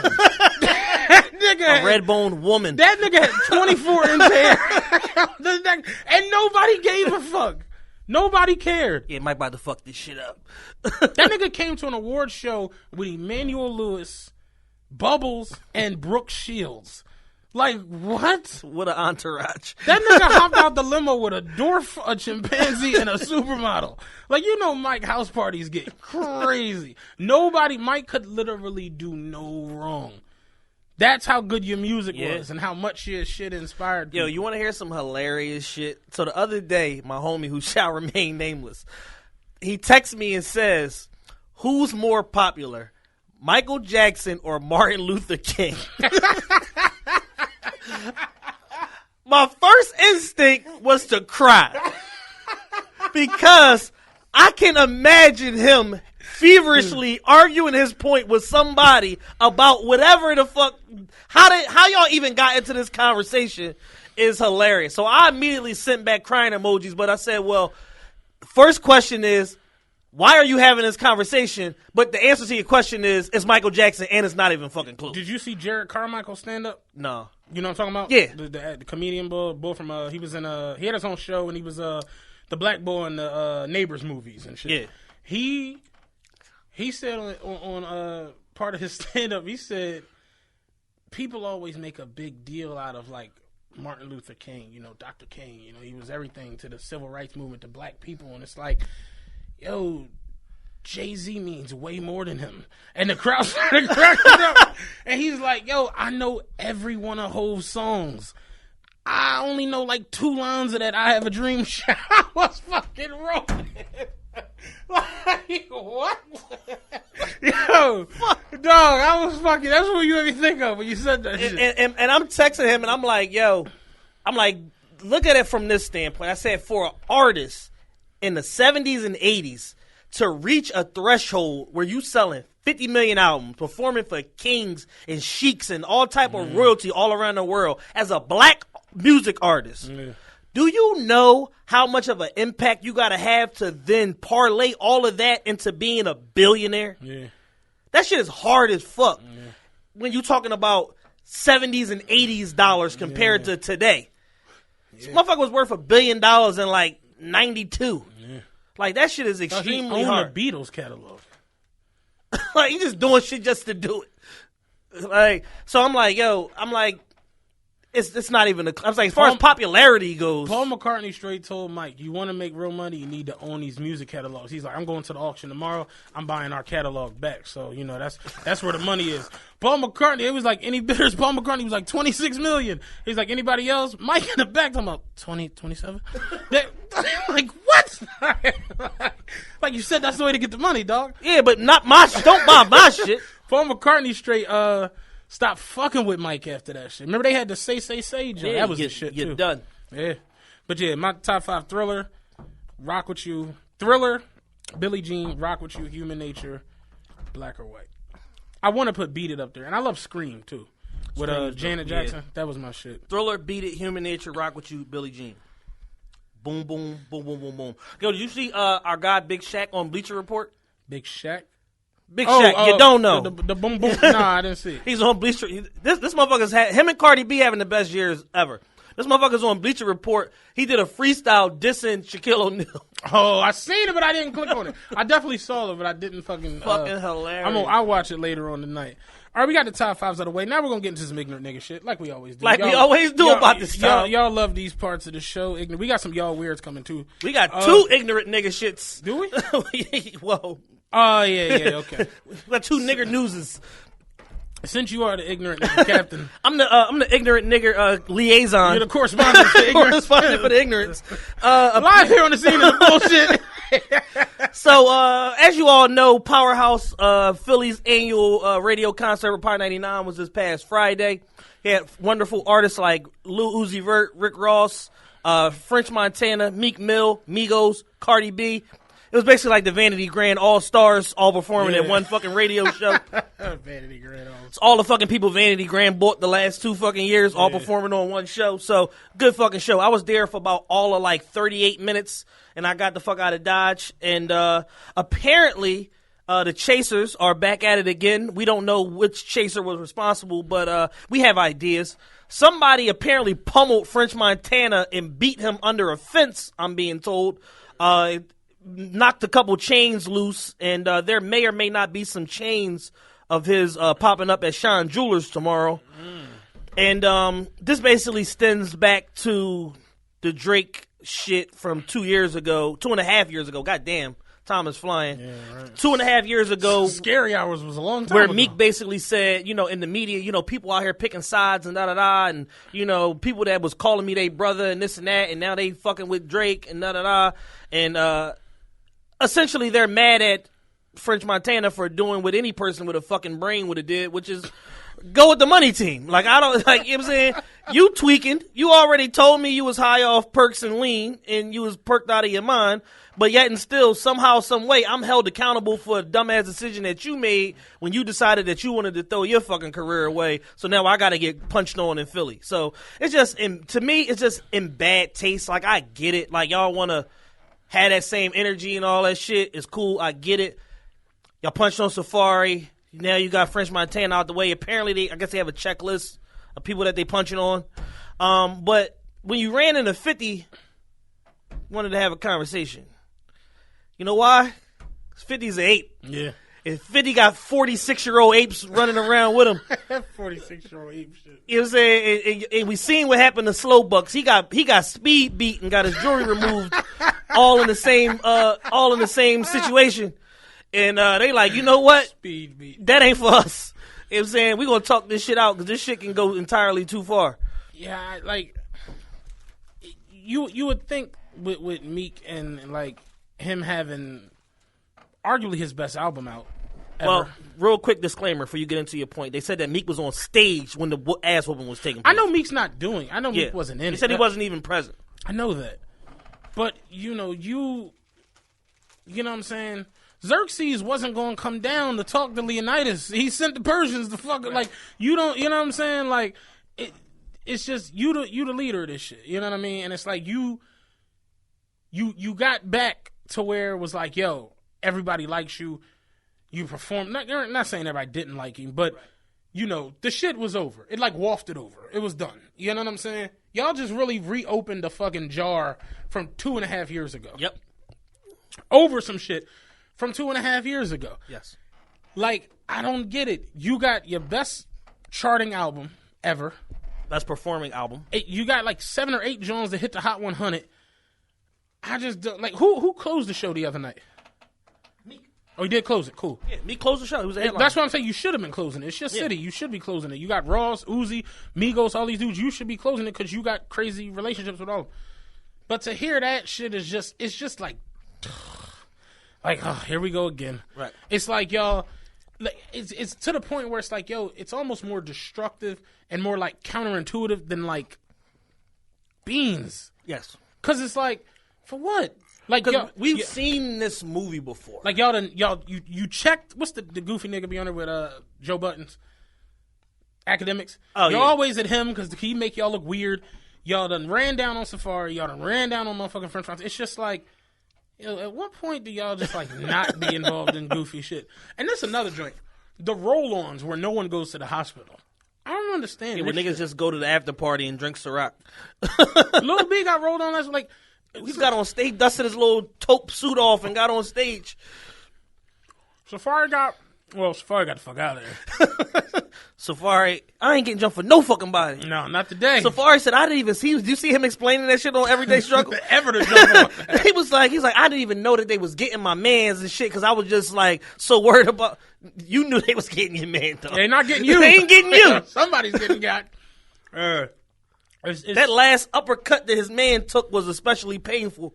It's just, I hate seeing Philly just it always resorts back to this some goofy dumb violence. Yes. What do we prove? Because now you open up a can of worms to where it's like, all right, say French Montana's the biggest pussy alive. Let's say that's that, and he don't want the smoke. Somebody in the South Bronx wants to smoke behind this situation. So now you put it to a situation where when you moving around in New York, you got to be on extra alert because of this situation.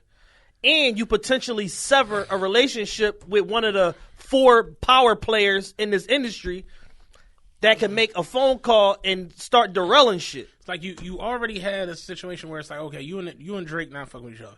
So now you got the niggas around that, like the Khaled's that have to look at you kind of like, you know how Khaled's probably looking at you now?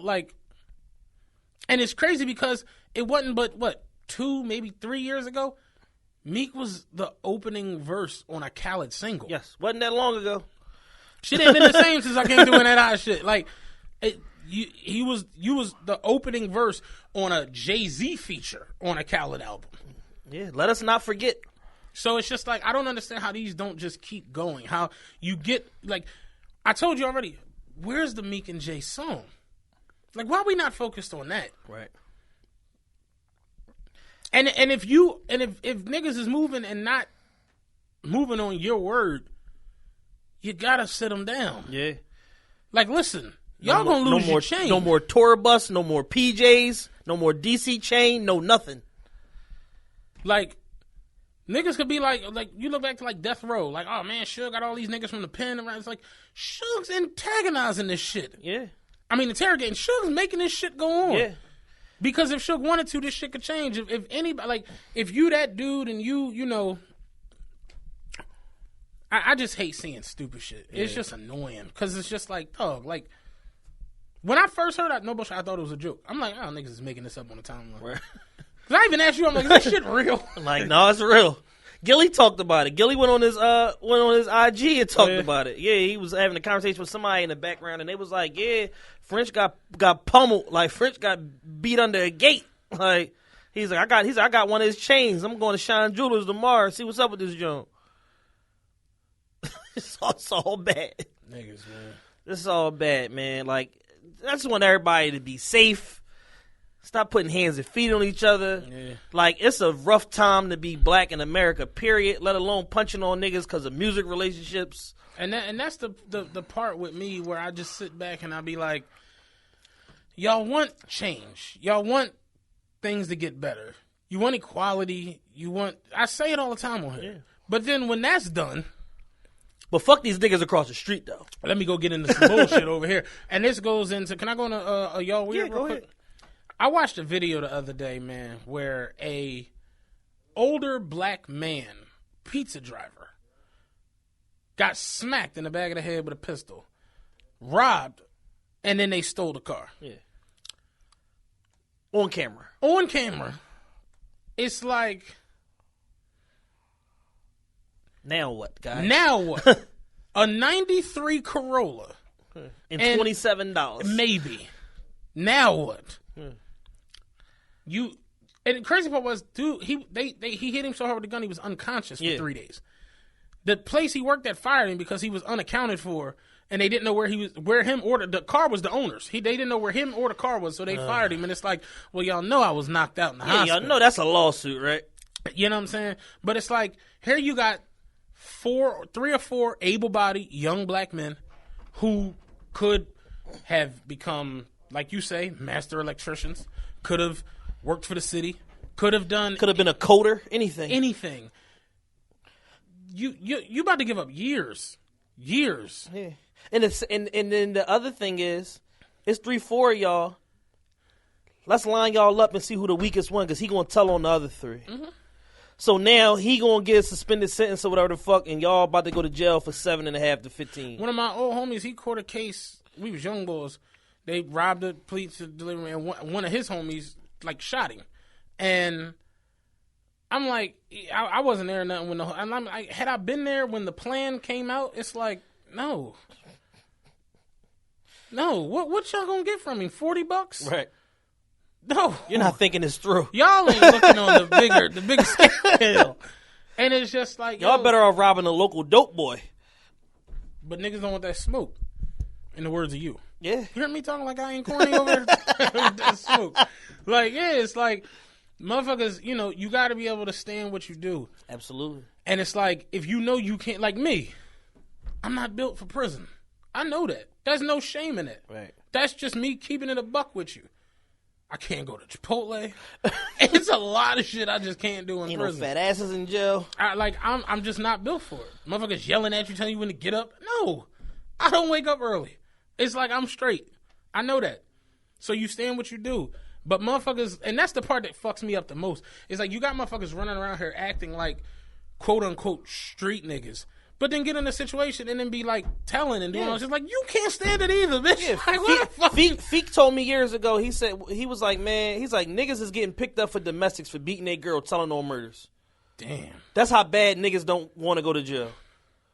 You know why? Because fucking JJ from fucking North sold motherfucking 92 bricks and he told on his connect and now he back home selling 92 more bricks. So if he ain't got to go to jail, neither do I. Because the bitches is still fucking him and the niggas is still fucking with him.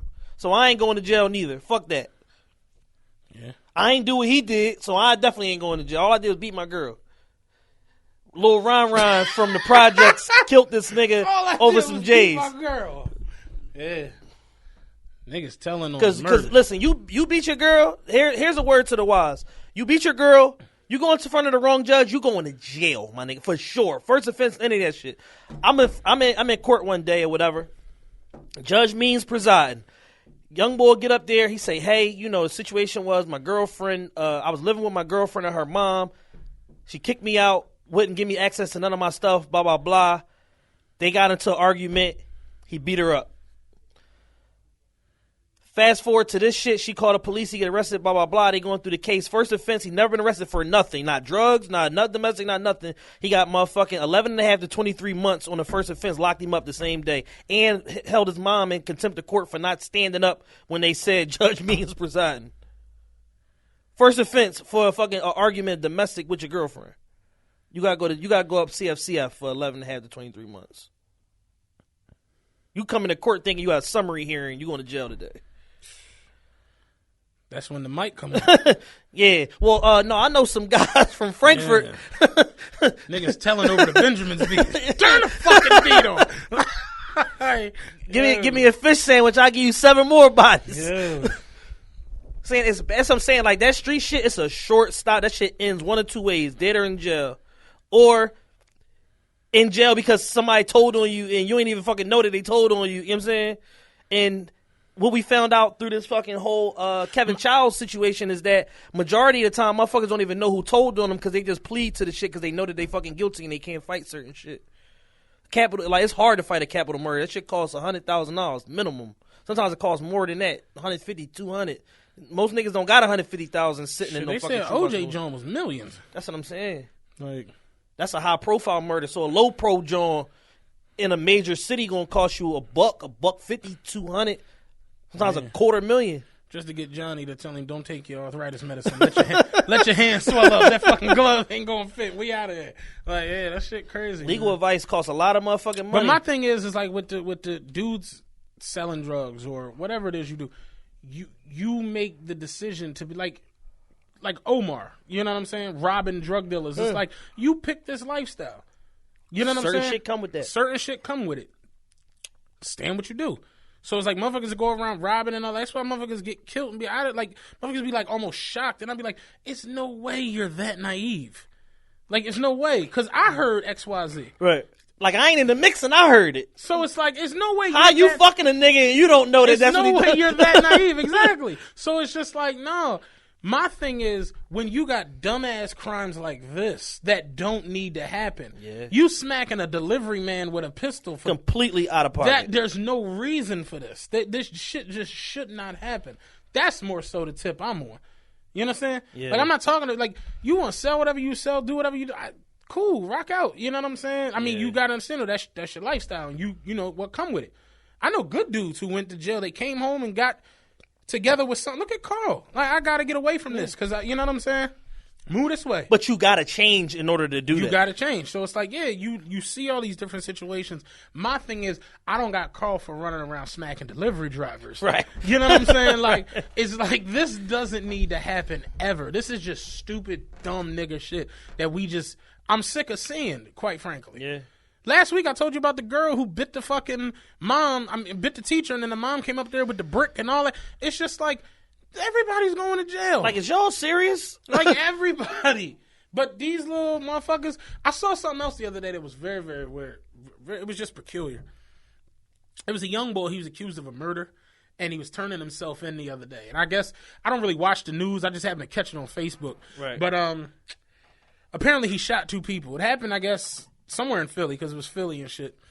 And killed 2 people. He was, 12th Street was South Philly? That's what it was, yeah. He killed 2 people. And wasn't he like 16 or something like that? 16.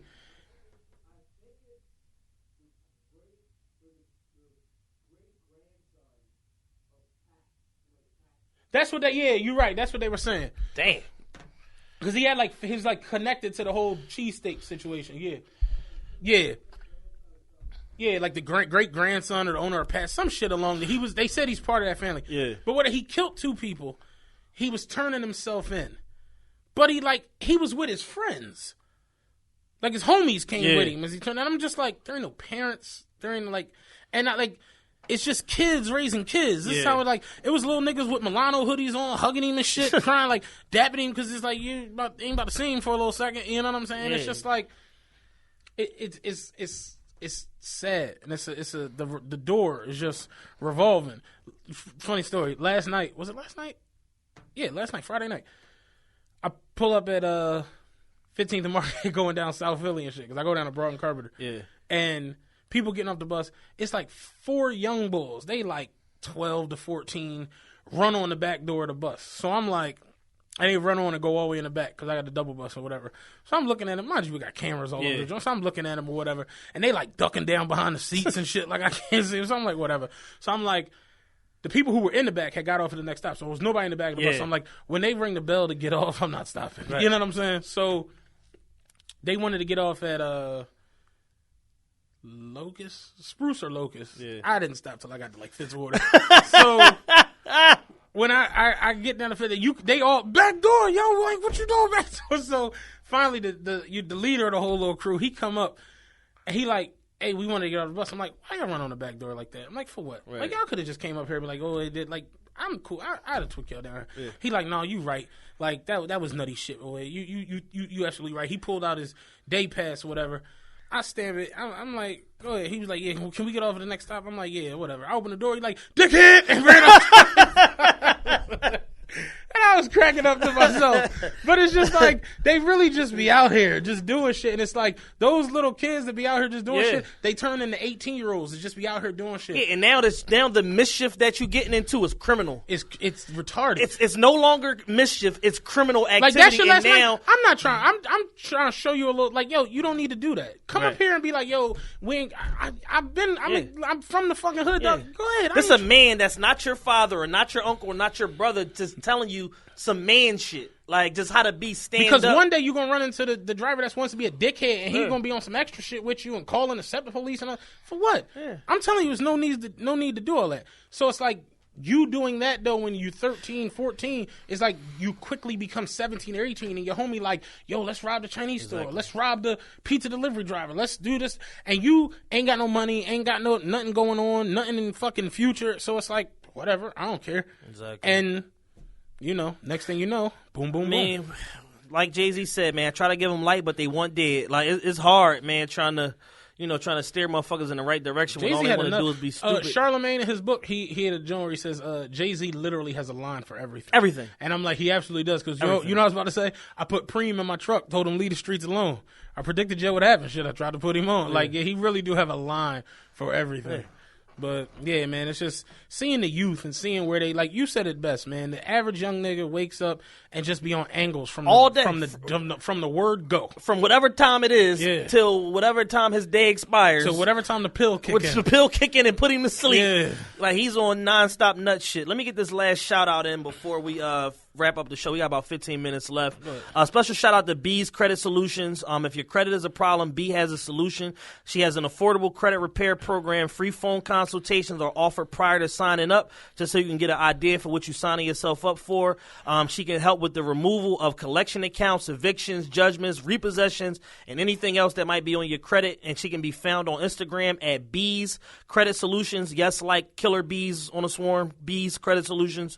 The website is bscreditsolutions.com, and the contact number is 267-407-4673. Or if you want to shoot an email, it's help@bscreditsolutions.com. And what is you said she helps get rid of what?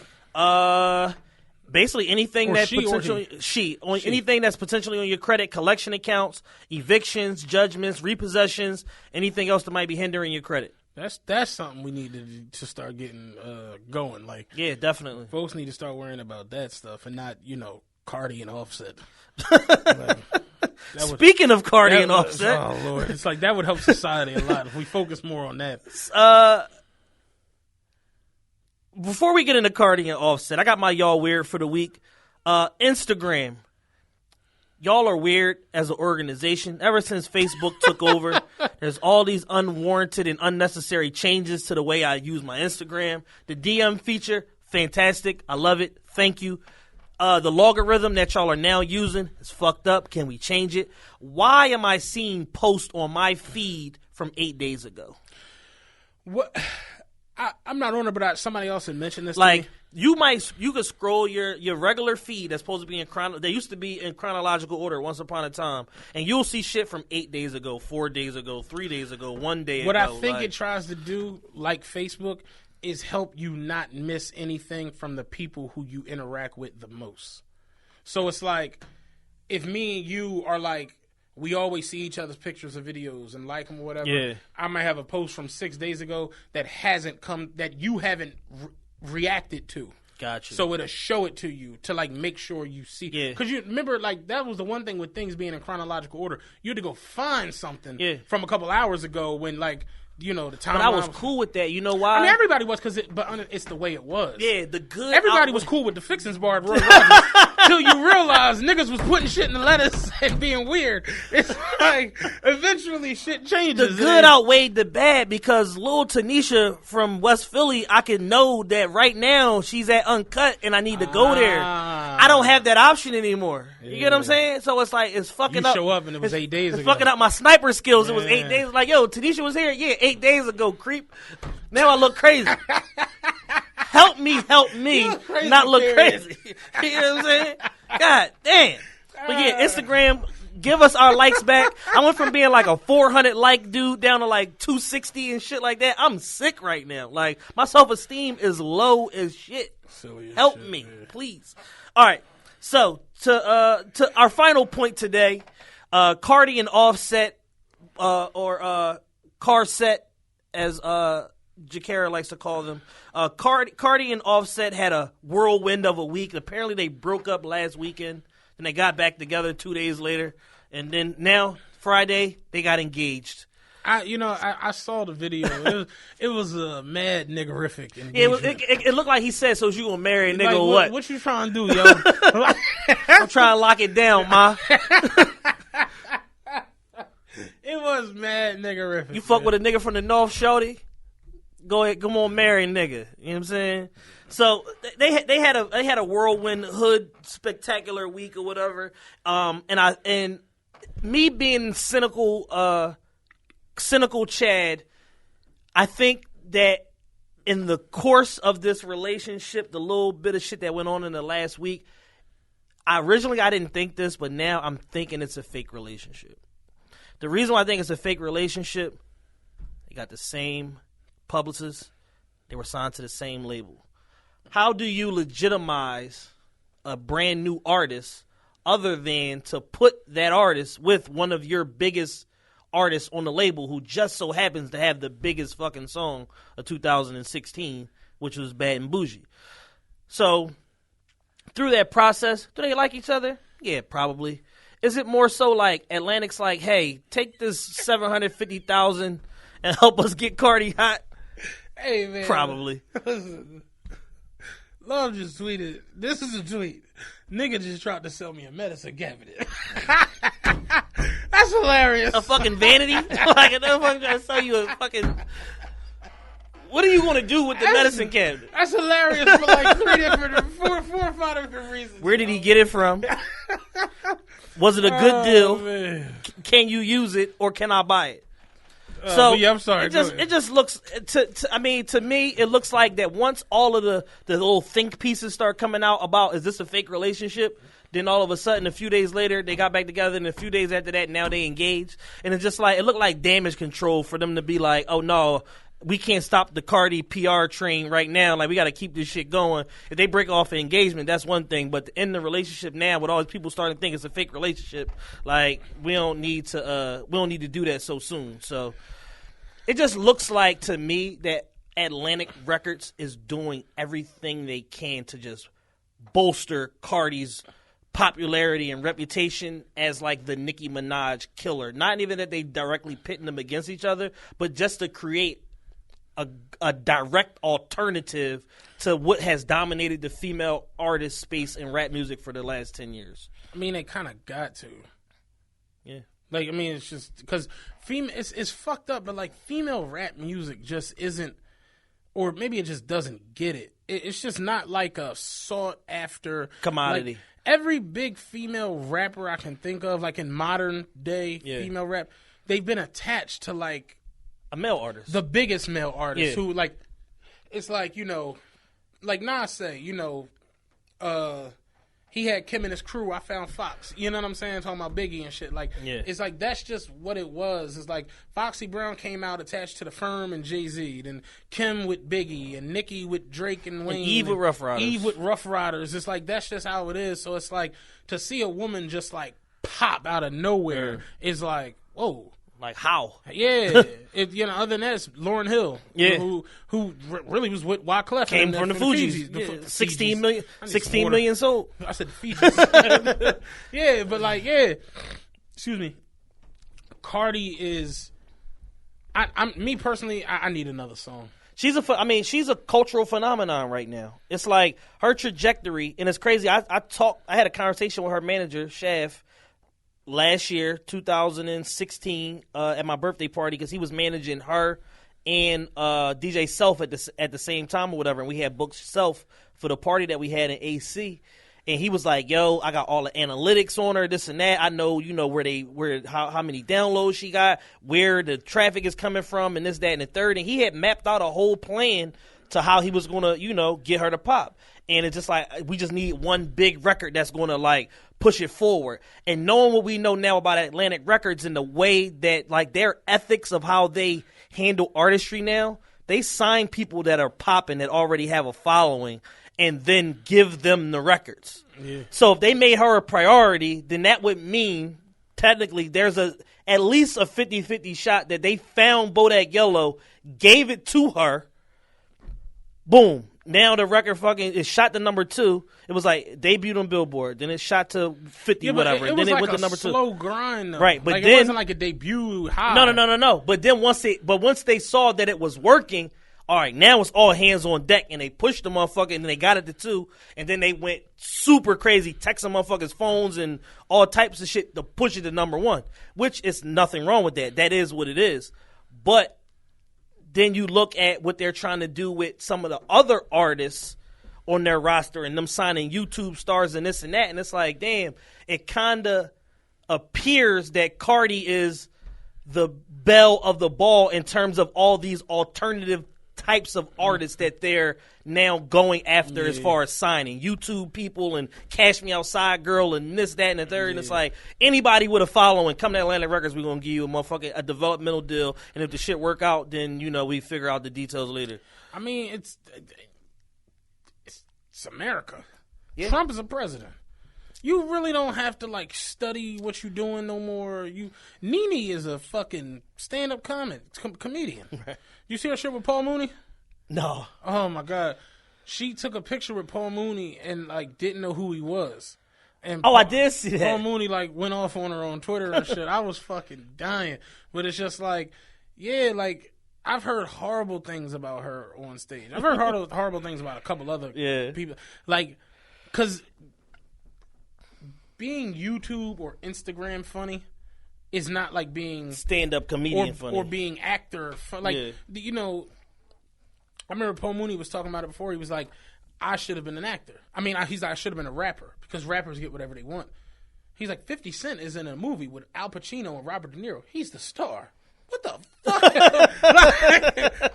It doesn't make any sense. But it's like, yo, you have the following right now, and everyone loves you and listens to you. So it's not odd to see that because that's the way America works. It's like, oh, you're hot. Well, we can do this with you, and we can put you in here, and we can have you doing this, and we can do this, and this, and the third, and you can be on this, and do this, and this. And it's like, Kanye had the best line ever. I be out in Hollywood, and I can't even act. They pull the cameras out, and goddamn, I snapped. That shit is the truth. Right. They'll really Kanye. You watched Entourage. Do you remember Kanye's appearance on Entourage when Vince and them was trying to get the cons, but there were no more private jets, so Kanye had the 747. Kanye was so awkward. He was only on there for 2-3 minutes, but just his movement, because you could just tell he not that. Like, Jay-Z just seems socially awkward to where it's like, you're not... Jay-Z was terrible in every movie he's ever been in. And 2 of them, he wasn't even talking. How you terrible and didn't say nothing? You saw him in State Property 1? You kidnapped the bitch. Kidnapped the bitch. It was quiet dog. It was horrible. Because you just not that. Yeah. But you look at somebody like Dame, State Property 2 was hilarious with Dame and Beans going back and forth. Beans is like, yeah, I'm out. I got to meet out Plog in the morning. Make sure you get home safe. He was like, fuck if I get home safe. I got a fucking driver. Remember they spoke the driver and shit. It's like some people are just that. Yeah. And it's like, you an entertainer by nature, but it's like you weren't taking Dame like, oh, you're a serious actor. Right. You were in the State Property and paid in full because you funny and you got that charisma. Yeah. But we're not about to say you're a better actor than like Cuba Gooding Jr. or some crazy shit. You know what I mean? So it's like, I'm happy for Cardi, all the shit going on with her, whatever. The shit with Offset and them is very weird. You know what I'm saying? It's so weird. Dog, did you see somebody today? Weird. Somebody tweeted yesterday, that's what's up. Migos proposed to Cardi B. and somebody came, retweeted it, was like, damn, all 3 of them proposed? Being funny. The nigga commented back, was like, I didn't say Migos'. I said Migos. I was cracking the fuck up. Migos'. I didn't say Migos'. I said Migos. Oh, shit. My pop was like, because he listens to the show, he was like, I don't know who y'all be talking about. So I had to look all these people up. I'm like, yeah, that's how the shit be. But we how much time we got? We got 5 minutes. Really 4 1/4. Y'all weird. Oh, you want to talk about some new music while I pull up these quick questions? Yeah, real quick. New music releases this week. Kaepernick signed a $1 million book deal. Let's give it up for Cap, man. Man, that's dope. You know what I'm saying? He got his bread back that he donated. You know what I'm saying? Oh, you know what? Real quick, a quick Kaepernick point. I'm not going to belabor this at all. I watched the Eagles and 49. I had the displeasure of watching that game today. Did you watch the Dolphins the other day? It was, oh Lord. Kiko Alonso was a piece of shit. But I was watching the Eagles 49ers game today, and what stood out to me is, number one, the quarterback that y'all got rid of Kaepernick for is benched. He's out. So now they got the rookie or whatever playing quarterback, and I'm looking at him be terrible, and I'm like, damn, at the very least, Kaepernick could be out there being as terrible as this guy. I don't, what's funny is I find it hilarious that the Dolphins and the 49ers are the 2 worst teams in the league. The 49ers fired Kaepernick, and the Dolphins could have signed him and signed fucking Jay Cutler. You get what the fuck you get what you deserve. Yeah. It's like you get what you pay for. All right, couple questions real quick. Hey y'all, Why do I always go into the hellos and the hey yo? I have a serious question. From what I know, y'all have siblings. So put yourself in my shoes. If your sibling, brother or sister, is in a relationship that you heard of but never witnessed yourself, you get a phone call from them saying you have an in-law now. They just got married. How would you feel? No one was there, just them. And not one person likes the spouse from what you hear. You can't put your own I want to use the word correctly. You can't put your own standards of what you would do on people and how they handle situations. You might not agree with it, but you can't like go into the situation feeling like, oh, you did some nut ass shit, so fuck you in your new relationship or whatever. A lot of new questions. And you also can't go into the situation feeling like this person's a asshole or a piece of shit based off of what other people will tell you. Yeah. So I would probably be a little disappointed that they didn't include, they weren't all inclusive with what they did, but I'm not going to condemn them or damn their situation, and I'm going to give the spouse a fair shake. If I meet her and determine like she's kind of like a shithead, then I just won't deal with her or whatever, but that's still going to be my brother or sister or whatever, and I'm going to support them in a decision. I might be like, hey, I don't know if you did the right thing here, but just be careful or whatever. But I'm not going to belabor the point or just keep like imposing my will on their relationship. I can dig that. Can you look past an artist's personality and just enjoy them for their art, parentheses music, or does their personality affect your opinion of them? Once upon a time, it did. Like I was like coming from like the 80s and 90s era of hip hop, where I fell in love with it. Like I wanted like my artists to be in real life who they was in their music, and then as you get older, you realize it's like a fine line between like being thorough and real and being criminal. And it's like if these rappers was really out here doing the shit criminally that they talk about in their music, they probably gonna go to jail for a long time. And we've seen Shine, My Son, different people, you know what I'm saying? We've seen what happens when you be living your rhymes out. So with that being said, I don't necessarily have to 100% click with the person's personality if they making dope-ass music. I think Young Thug has a weird, eclectic personality. He's one of my favorite artists. They're trying to say that Playboi Carti is fucking gay now. And I'm like, that's cool. I ain't mad at it as long as he ain't fucking none of the chicks that I'm dealing with at the moment. Like, I ain't worried. Like I'm saying, he ain't passing those aids to them. He can fucking go and do whatever the fuck he got to do. Make a couple more Millie Rocks. So it's like, I don't put a person's like personal decisions and their personality and all that shit like into, how I feel about their music. Like, Bow Wow's a dickhead, but he's just a dickhead, period. And I don't enjoy his music one way or another. But if he came out with a banging song, I'm gonna play the shit. I still play "Pulling Me Back" from time to time. Shit, I still play "Out of My System" with T-Pain. I don't really look at like, cause I can't get wrapped up in your personal life because it's yours. It's like it ain't mine. It's like I'm fucking with you solely for the reason of you. Yeah, this commodity that you have, this music, this hot fire. Like it's. Chris Brown to me is like off the fucking chain, but he makes great, beautiful music. Got 5 platinum singles off an album that's not even out yet. Oh, the Hard It just came out, and he already got 5 platinum singles. My God. Well, how many songs? It's like 77 songs. A lot of songs on it. Yeah, it was like hey, Heartbreak and a Full Moon, 45 songs. But if you pre-order, you get 4 more songs, and then if you do this, you get 2 more bonus tracks unlocked. I'm like, That's crazy. I was listening to Fame the other day. I'm like, man, this was a fucking good album. That dude is immensely talented, man. That's a great fucking album. Second most talented person on earth. Yeah. From my list a couple weeks ago. Yeah. All right, one last question. I'll say these other ones. Love the show. 24. Wanted to know your take on the best bars and who has the best nightclub, in your opinion. Also, the best venues you've experienced outside of Philly. Number 1, the best nightclubs that I've ever been to, Dre's in Vegas and Club Live. Now, see, I haven't been in Dre's yet. I was in Live the night when Braun was in there, and they started playing the train horn.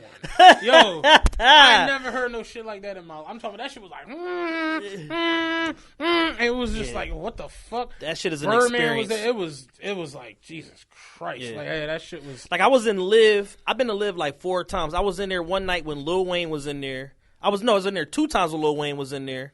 the motherfucker walked past me and stood up in a section that was like right next to me. Like I'm in general population. He stood up in a section that was right next to me. I'm like, holy shit, it's Lil Wayne. Then another night he was in there for 2 Chainz's birthday party.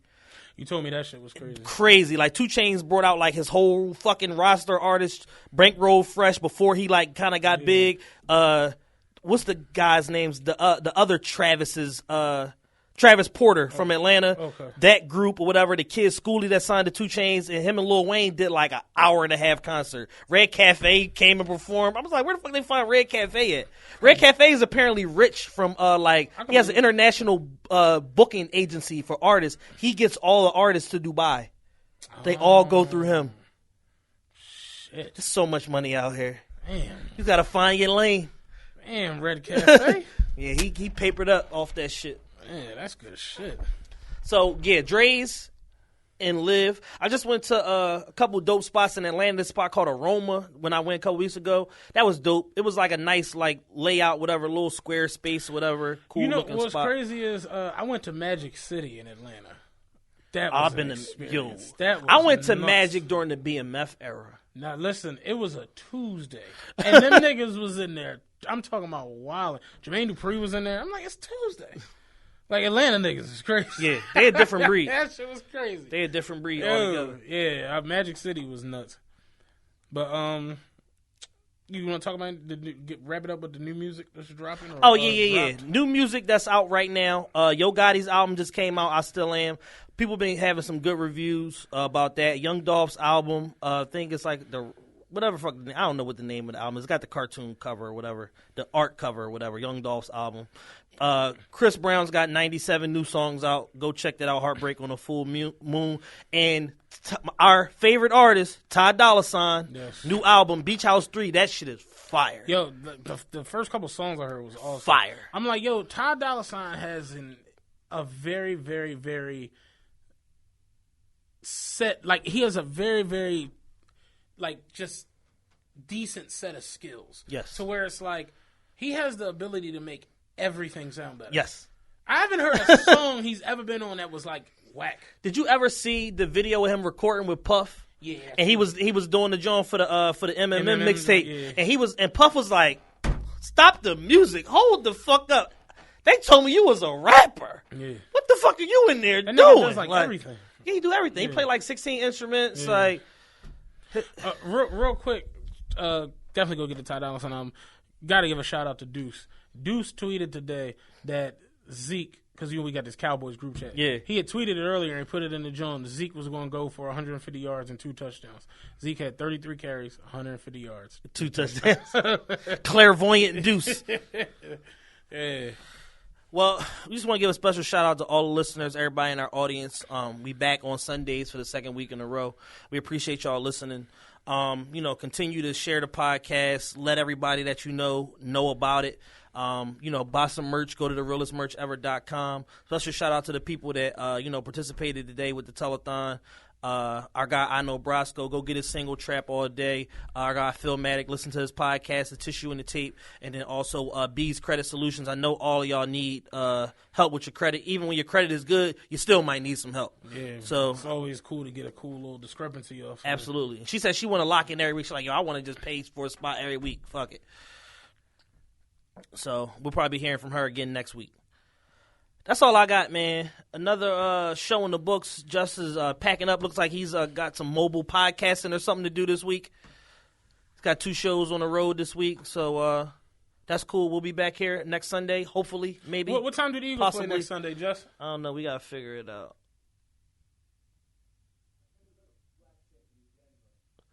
So they might be nighttime? All right, we'll figure it out. We'll figure it out. If nothing else, listen to this one. Listen to this one twice, and the one from last week twice, or 3 times. Yeah, I really like last week's show. Last week was fucking lit. All right, we out. Realest podcast ever. Your boy Matt Kane. No longer Matt makes me sick. Boy Chad Fain. We out of here. I still have Matt makes me sick on Twitter. I gotta fix that. Episode 39 in the books. We gotta come up with a title. We done.